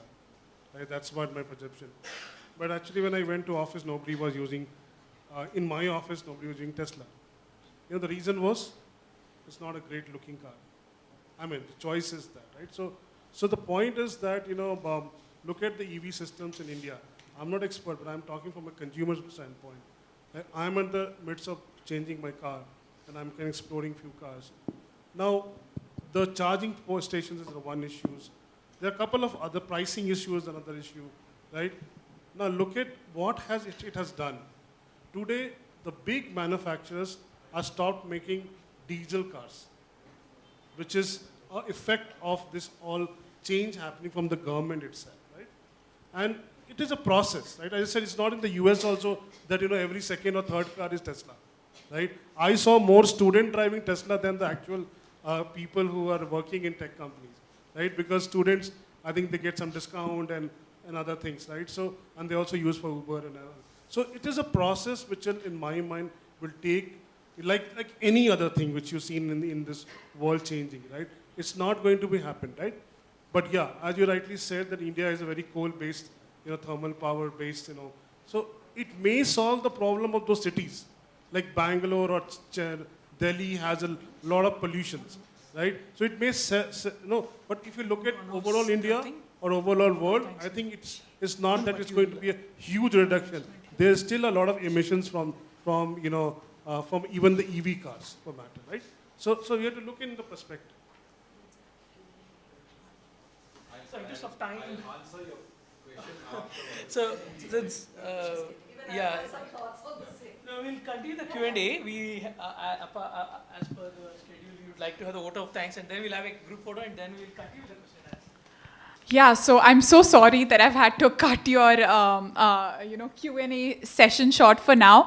But on behalf of TiE Bangalore, they very nicely made me their youngest charter member. So I've been given this responsibility to deliver the vote of thanks. So I would like to thank everyone here and the panelists for sharing your thoughts today.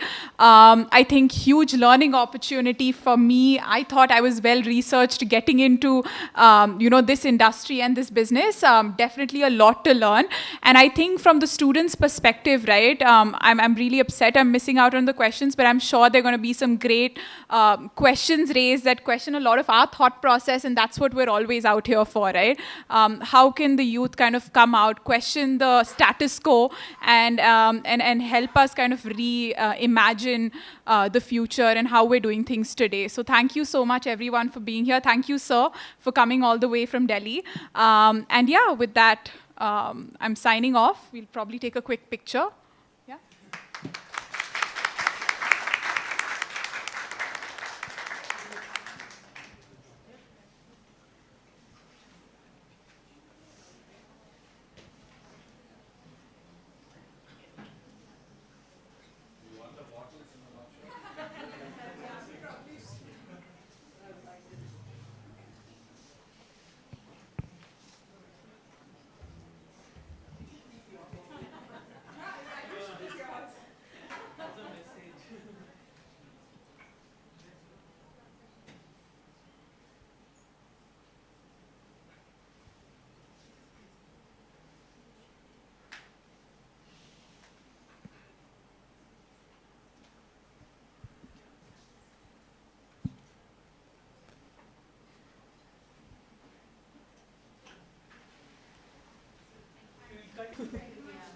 Thank you.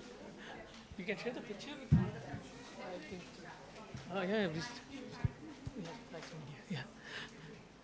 So I think, Narayan, you want to continue the answer to that question? Thank you so much.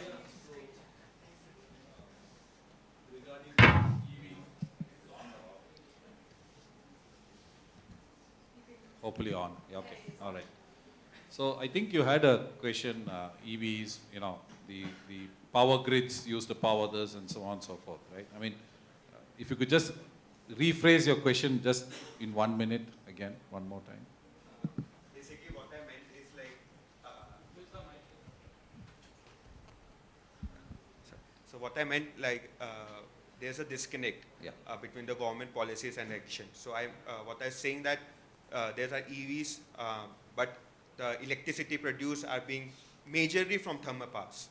So if more electricity being used, more coal being used, more pollution, and like the coal carbon footprint is again even we are using EVs to reduce our petroleum carbon footprint.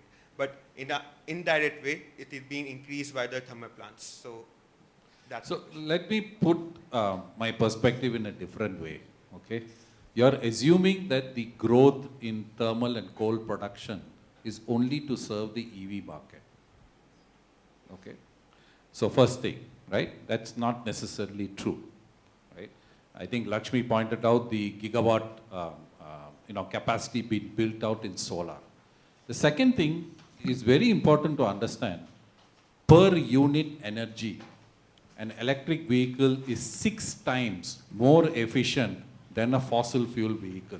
600% better for the same input energy. So the amount of input energy you put in, say, through petrol or diesel or whatever, versus what you get through a battery-powered electric vehicle, that vehicle is 6x more efficient in converting that input energy to your output torque to drive your vehicle and so on. Okay? So it makes, from a physics standpoint, purely from a physics standpoint, 600% better efficiency. Why wouldn't somebody go electric? Okay? Second thing. The third one is, I think Government of India has put out a lot of policies with respect to electric vehicles. In my personal opinion, and I think some others share it as well, what is required in India is electric vehicles for mass transit, buses, shared transportation, trains, last mile access, for example, via scooters and, and so on and so forth. For logistics, you're seeing that huge demand in logistics, right? Be it the Amazons or Flipkarts, all coming to EVs. I personally am not an advocate for cars being EVs. We don't need Teslas in India. Okay? I have been an electric vehicle user in India since 2005. I was one of the first adopters, 100 adopters of Reva. I used the lead acid Reva for 9 years. I am now into 7th year into E2O, Mahindra, right? So I've been a user in India of EVs and it is perfectly viable, charging, range anxiety, all those issues. I have never in 16 years run out of charge. Never. The car has never given up however bad the Bangalore roads are, right? It has performed beautifully. Also, it's the fact that you have not put pollution in the environment, right? There's no pollution and so on. It's also the addition of fact that internal combustion engine produces. So I think you need to look at it a little more holistically. I'll encourage everyone to look at it. Electric vehicle is the way to go if you look purely from energy efficiency perspective. Just replacing a fossil fuel car with an electric car is not going to solve our congestion problems. It's not going to solve some other resource problems, right? So we don't need to, I think Dr. Indu alluded to beautifully earlier, we don't need to copy what is done in a developed country and say that it is appropriate for India. Electric buses, for example, in India, the things done by Switch Mobility, now you are seeing in deployment in Bangalore, right? And so on. It's doing a fantastic job, right? I think those are things that we really need to look at from electric. Now, why is coal and thermal growing? Because our population is also growing. We have huge demands. Our temperatures are going up. Our air conditioning requirements are going through the roof. Every building is having air conditioning. So I think it is, if you look at the EV overall footprint, I think it will be good. There are other challenges related to EV, raw materials, etc., right? Logistics and so on. But I think if you look at the growth of the electrical grid in India, I think renewables are playing an increasing role. And I hope to see more push for nuclear going forward. Because given India's thorium capacities and the ability to process waste fuel from existing nuclear reactors using thorium, I think that is something I know Dr. Abdul Kalam was also promoting heavily. Just a different way, but I think there are alternatives that we need to look at. So I just want to give a larger picture around EV. So I can very well relate to your pain point when you say that it's a EV, it's not a green vehicle because you're drawing power from the grid. So there are like, use cases of solar getting extended to a carport. Today you park your car, it's a shed.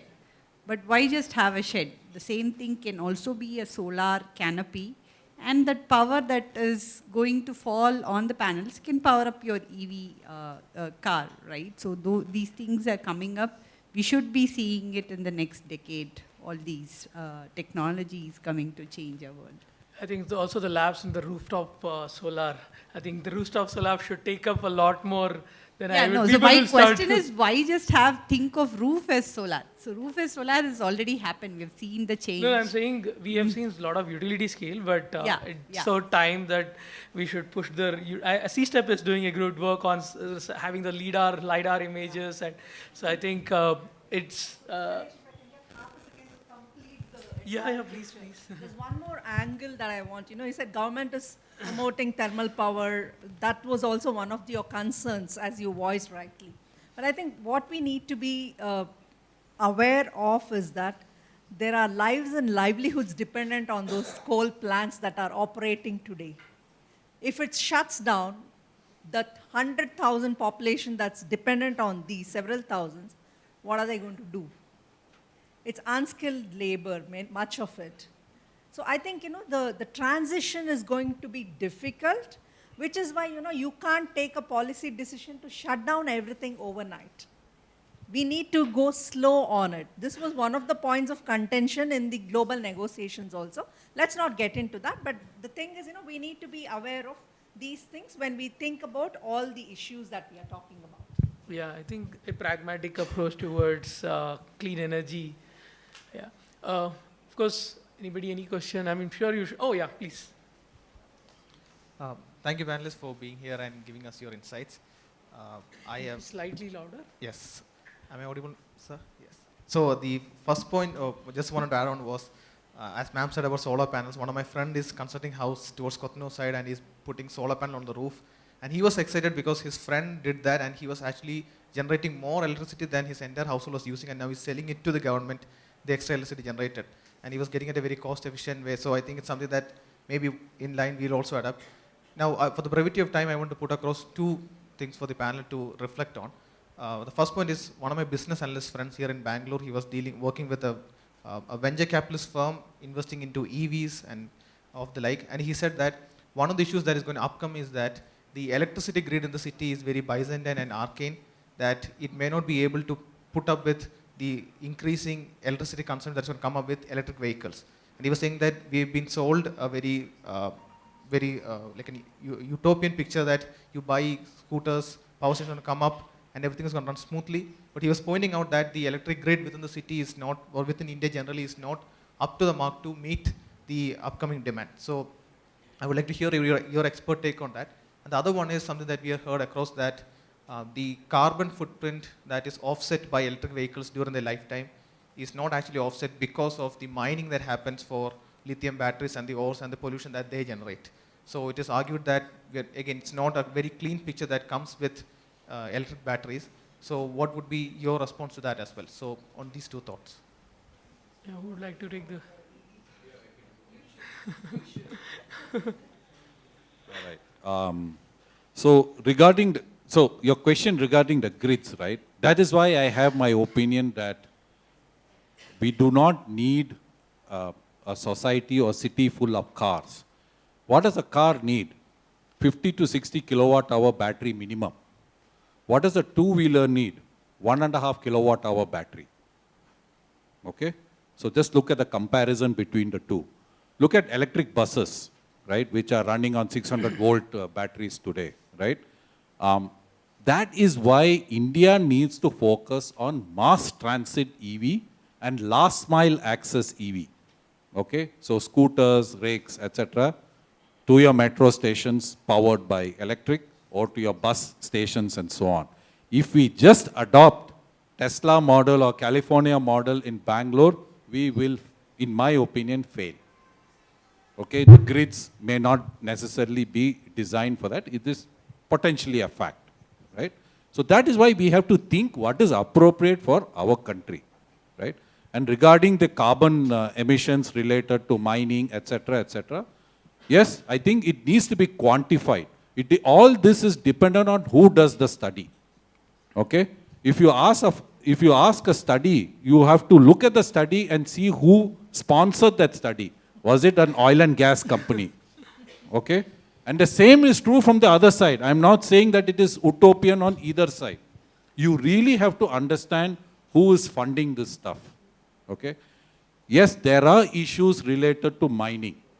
Okay? Where the material is available and so on and so forth. Cobalt mining, for example, has been a massive problem because of the child labor issues highlighted in Congo. And cobalt is a necessary ingredient for battery electric vehicles, right? Now, electric vehicle is not just battery. Electric vehicle is electric drivetrain, which can be powered by batteries, or be powered by hydrogen fuel cells, or be powered by lithium air batteries and so on, right? So there are various powering technologies to drive your electric vehicle, right? So I think we have to look at it overall, but I think we need to think carefully of what India needs for the population density that we have, which is appropriate. And I'm sure the government, is thinking about these issues, right? We can't just ape what somebody is doing in the West. Just to add to on the first part of your question, the grid is unable to handle, which is exactly why we should understand that, when such new policies come in, implementation takes its own time because of these very reasons. Now, at least for Bangalore, I can speak on behalf of C-STEP because they have approached us and they've asked us to do a bit of modeling and help them plan their grid, right? The loads and peak loads, and including how it's going to change with a more warmer future. So there is thinking in the government, but all of these take time because these grids have existed for so many multiple decades.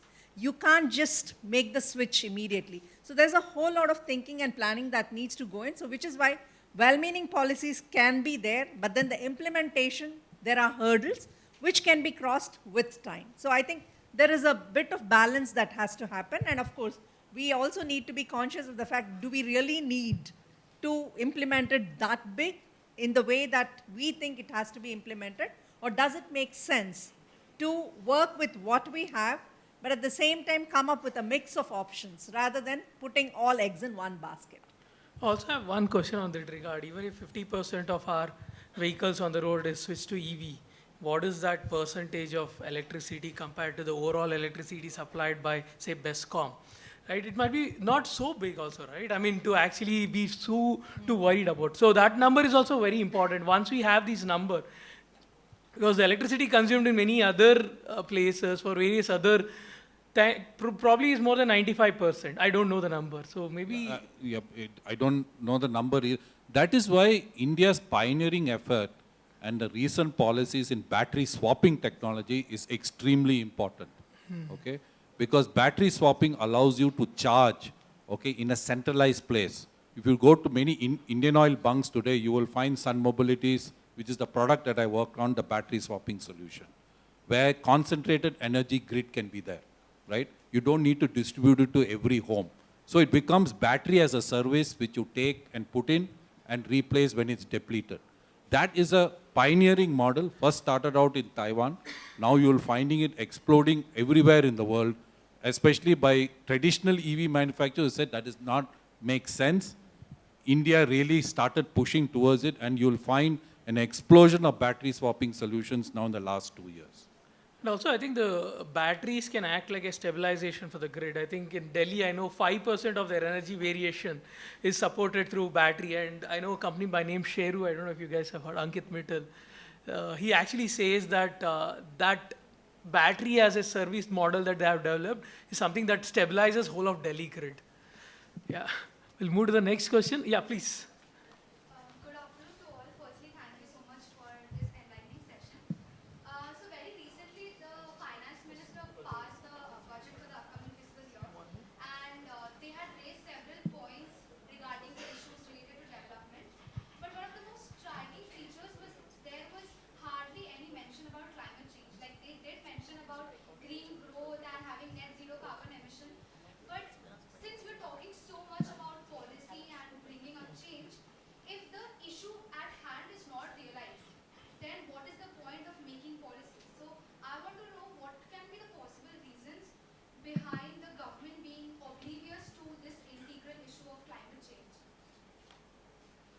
Yeah, please. I didn't hear the question. Okay. I think that's a very important thing that you brought in here. In fact, we did put out an article regarding this, so happy to share the link that you could read up on. But I think one thing that we need to recognize is, yes, it was very disheartening to not see climate being reflected in the budget, which was very, very important to see. But that said, there have been a whole bunch of things that have been schemes and programs and things that have been put out, which are towards low carbon development, right? So now let's not forget that climate is just one layer that we need to be, or the lens that we need to put in the development scenarios.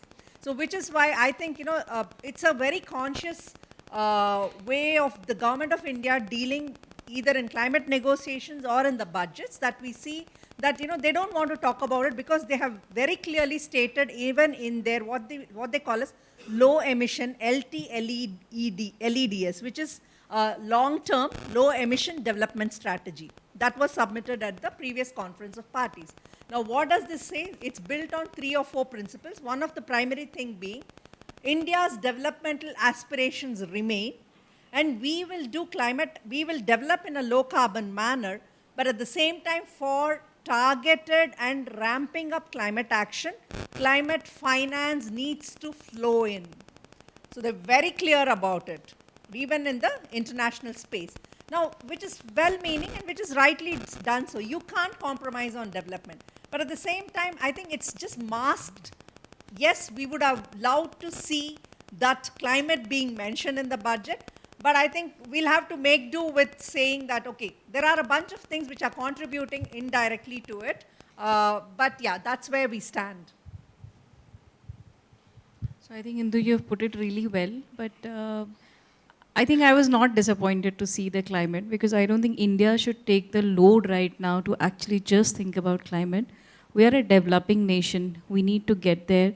With the focus of government on the manufacturing in India, as Indu rightly said, it will be low emission, right? So there are ways and means how you can set up your manufacturing to have your supply chain, I don't know, using blockchain or any other methodology to actually track what you're doing.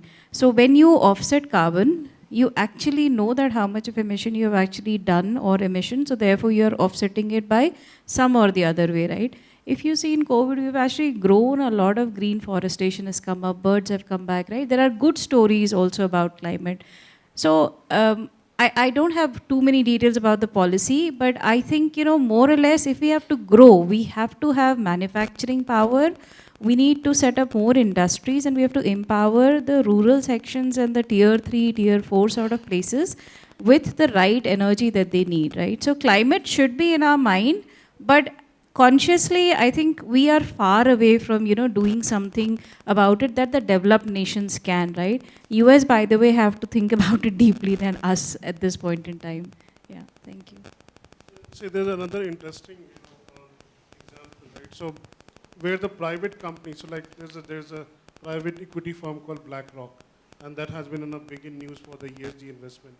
Now this BlackRock, said that we will do only ESG investment in different states of the US.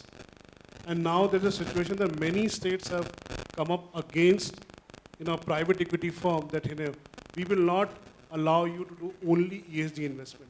Because even for developed countries, development is required, right? And the way consumption societies are, and we are moving toward, it's very difficult for us to not to have it's easy to dream that we will have a world where consumption society won't be there, people not having more than one car. One car is given, right? It's all ideal world doesn't happen, right? It will never happen, for matter. What can we do is that if you look at now in the current budget, we are going to have a social stock exchange, where so the development sectors or people who want to work in this space, there is a room for them. It has been talks for ages. It has been talked for the last 6 years, and I know the initial conversations happen on this space. So there are changes happening, but as some of our panelists rightly said, that everybody is now looking at India. Like India is a masiha for solving the world's problem. which they created, right? So, and we are a 1 billion plus population. Our needs are much higher than some of these countries, which is like 50 million, 5 million, right? So I think that the onus is not, and if you look at the Prime Minister or the government itself, not that I'm advocating any party, but the way Prime Minister has taken this initiatives, being the lead country for the International Solar Alliance. It was a big fight to get that position. Right? So many things has happened. So I don't think that India is anyways behind any of this taking the lead. It's just that we need to balance both development and the environment. And that's what the government is doing, and we should be appreciative about it. Once again, thank you all for this wonderful insights. I'm sorry we can't take any more questions, but you can reach out to the panelists through LinkedIn. Is that all right? Okay. So please reach out. You can follow them and connect them on LinkedIn. And I think we got to hear different aspects of climate change and its adaptation aspect for youth in the context of G20. Thank you all for being there for this discussion, and I think a lot of economists is going to start thinking about green economy as their career path ahead after hearing such thoughts from all of you. So please feel free to connect to all of us, and thanks again for your time and consideration for this panel discussion. I'll now let Surya take over. We are not letting you go away so soon now. Ganesh and the rest of the panelists. On behalf of this whole team and also from Sir and of course the department, there are 3 questions. Now I have 3 questions and there are 6 of you. 2 of you can pick up each of those questions, right? So that way we are covered. Not more than 2 minutes, right? We're almost in the closing. First question, and I'm sure this is going to help the department in a great way, right? For the benefits of the younger community and the private sector. So the question is here, what can the Indian government and G20 platform do to address the climate change and improve the disaster resilience? Question is clear? 2 of you can take it up, not more than 2 minutes.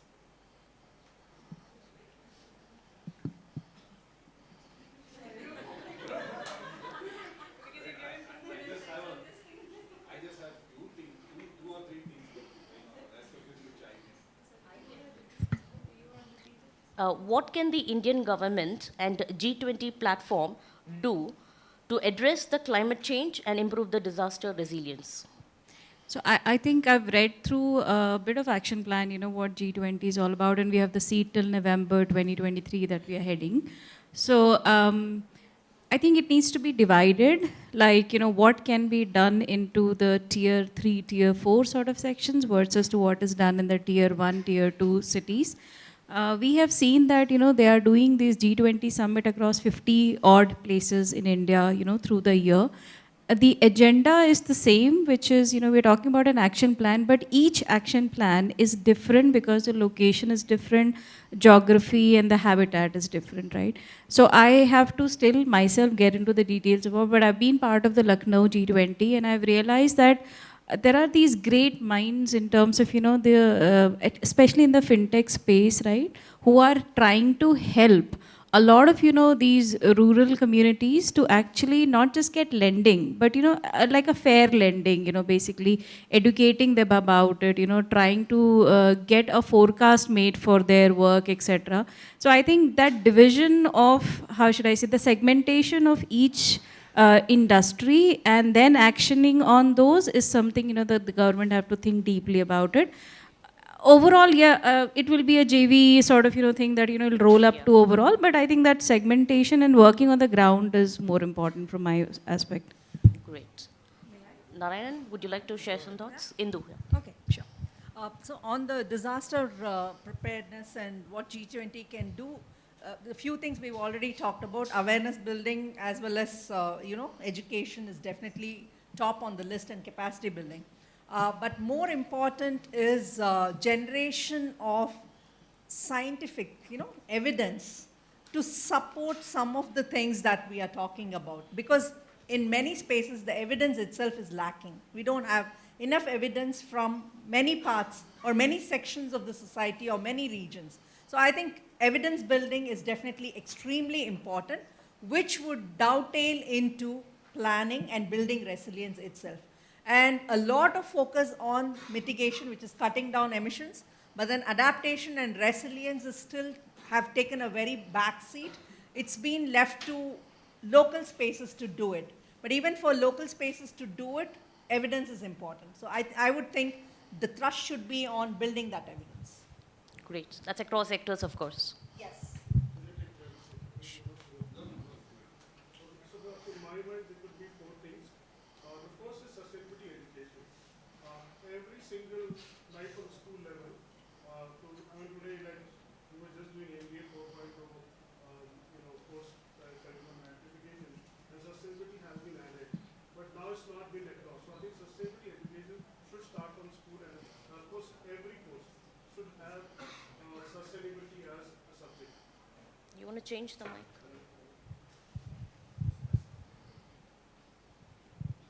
So sustainability education right from the school level should be my first, ask. The second ask should be the impact measurement. I think there's a very difficult to say that who's doing what impact, right? Everybody, if you add all the numbers of everybody claiming, I think there won't be anybody poor in this country or uneducated in this country, right? So impact measurement, how will you come to that, right? And also, involving the MSMEs. Today, the government's focus is mostly on the top 100, top 1,000 companies. But what about lakhs of MSMEs? Right? They have they're not much of governance policies around it. The third is how do we inculcate the social entrepreneurship, right? Is there not? I mean, this is the first step about having a social, at the Bombay Stock Exchange, right? We have a separate, going to be a fund and stock. But do we have more to do it, right? And the fourth is technology innovation. I think these are four pillars. I would see that if there is a more and more intervention happening, I think we will be able to collectively solve some of these problems. Brilliant. Okay, the next question. Surya, just to add one. Sure, please. Right, so I think adding on to all what the panelists mentioned, so if government can help in, because data is important, okay, so I think it relates to your point on transparency and scientific. Especially if 50% of greenhouse gas emissions are owing to industries. I work in industrial AI, right? It's very, very difficult to get data. Okay, so where government can help us in some formulation with startups is to get access to industrial AI data, right? Industrial data for AI purposes to control emissions. I think that will be very helpful. You can anonymize the data, which is fine, right? But I think it will go a long way. Satellite technologies, right? I think we need more open access to high resolution spectral images. For example, for detecting fugitive emissions, methane, SOx, NOx, etc., right? So more openness, access to the data. I know ISRO is doing some work in that area, but if we can have more access to that data for startups. There's a lot of trust for AI and machine learning as one of the pillars of technology for government of India. I think it's very important to focus on low power AI. Okay? And the reason I say that is because all of that is creeping into your smartphones everywhere. And where is this power? Again, by the same coal and thermal powered grids, right? So low power chipsets, low power AI, I think a lot of research is needed. The Chinese are already very, very active in low power computer vision, especially at the edge. And this is going to be a necessity for us to evolve, especially if we are interested in processing data at scale.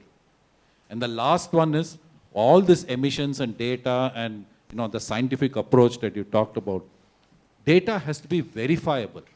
Who do I trust for what data? If I get a satellite image which shows that somebody is emitting emissions, right? Who is validating that that number is correct? Right? Else it leads to endless litigation and denials, and this whole thing just goes round and round.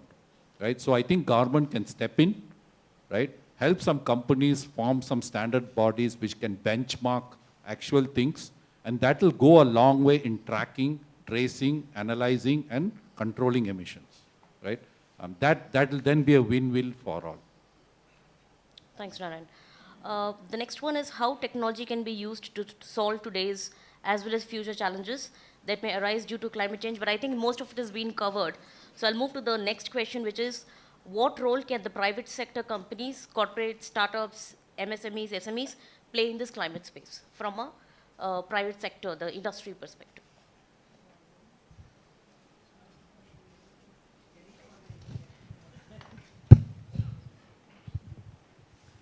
It is said that if climate change is shark, water is its teeth. So since industries are the major emitters or one of the large emitters, I think they should own up the responsibility of solving for water. I think one is they themselves becoming water efficient and making sure that they are water positive. And also they have to make the communities around them water positive. Because if you think of it, the future of war, violence can be associated to a finite shared resource that is water. So industry owning up for water security of our country would be a very positive aspect from a private sector. I think the biggest, the biggest driver across the world has been the supply chain. I think if something is actually driving the private companies like us, is the supply chain. It's not the government, because across the world, government regulations are not that stronger, right? But when you look at the customers, the investors, right? As I said, we are a Bain company, which is a very, very far ahead in the ESG journey. Most of our global customers are demanding it. So once this supply chain sustainability gets built into our economics of the business, how we operate, I think this will be a big boom changer. Again, the same problem will happen. 20 people claiming that we have done this much carbon, no data validity. But if supply chain drives it, it's the best. Today, 1,000 companies only who are listed in stock exchange are asked by the government to report their, environmental, social, etc. But what about the lakhs of companies, lakhs of MSMEs? There's no regulation, no data. So I think that's very much needed. And I think companies who are already reporting, we don't need to report stress on them, but I think stress on the people who are not doing it, right? And the third aspect, which I say that improve this, when there is a person writing GMAT or GRE or some other foreign university, they give so much stress on volunteering. Like I get so many people coming to me and say, can I get a letter of recommendation either from Rotary or your foundation? I said, okay, but you do volunteering for at least 1 month, then I'll give you. But why we don't have in India the recognition of volunteering? It is out of CSR law, right? They have first added volunteering, then removed it volunteering. Now, even in universities, why is that volunteering this? We have 1 crore, and out of that, maybe 60% will be youth, right? Why not be tapping this talent? And see, it's not going to happen just by saying and preaching. It has to be a part of curriculums. It's, as I said, sustainability education. And also there should be a motivation and purpose for youngsters to do this. Because they have so much else, so they have to study 20 subjects. Why will do volunteering? So I think if you can get some of these, and like corporates are doing this volunteering a lot, right? That has to start from the university level as well. I just wanted to add a few thoughts from a tech startup, right? There are amazing tech solutions which can make a long-lasting impact in the climate tech, right? Related to your previous question. But one point to very deeply understand is building climate tech is really hard because it's a capital-intensive business, and it requires very close working with the industry and the government and the entire, the financing ecosystem for this technology to get so vetted and tested. It's just like, in biopharma industry, you have phase 1 trials, phase 2 trials. The same holds good for any carbon, climate tech solution, whether you take green hydrogen for the future or the EV or anything on carbon sequestration. The tech period is like, it's unbelievable. It takes 5 to 10 years to make a meaningful climate tech solution. So if that's the case, what we need is a very close working of industries to readily adopt these solutions that the climate tech startups come up with. Today in India, out of the 80,000 startup registered with Startup India, if you look at the number, we have 3%, about 2,600 climate tech startups.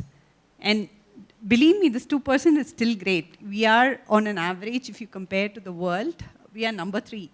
US, UK, and India, right? Okay, these are some of the things that just gets unnoticed. But if we have a tighter collaboration with the government, also financing, I always keep telling everywhere I go, government has biotechnology ignition grant. Why not have a clean tech ignition grant? If clean tech is going to be the next wave of the decade, like your fintech, like your edtech, it's going to be the next big thing. Why not have government finance climate tech startups? And why not have more climate financing coming in, right? So we have more indigenous products that solves problem that's indigenous to tropical country like us.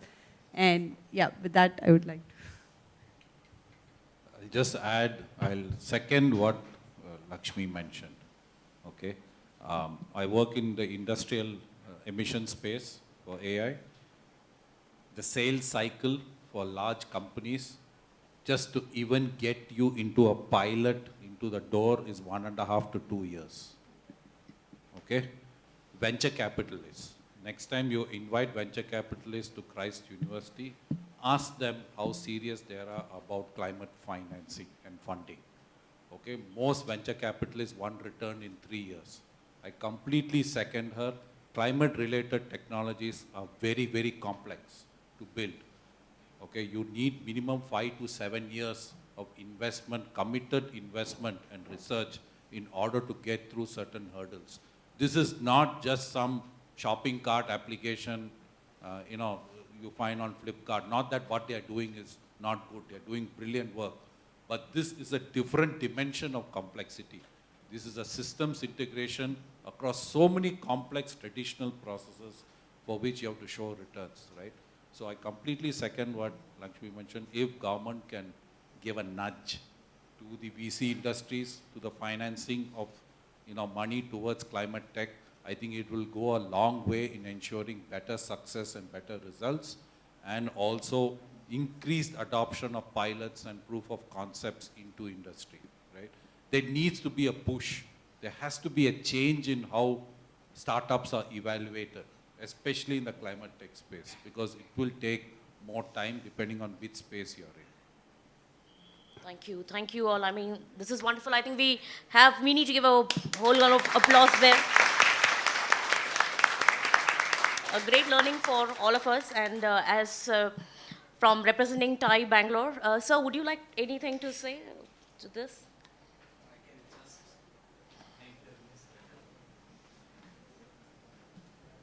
So nothing much to say. I think it was wonderful listening to all of you. Some very useful input we have got, especially the financing part. I come from a kind of think tank.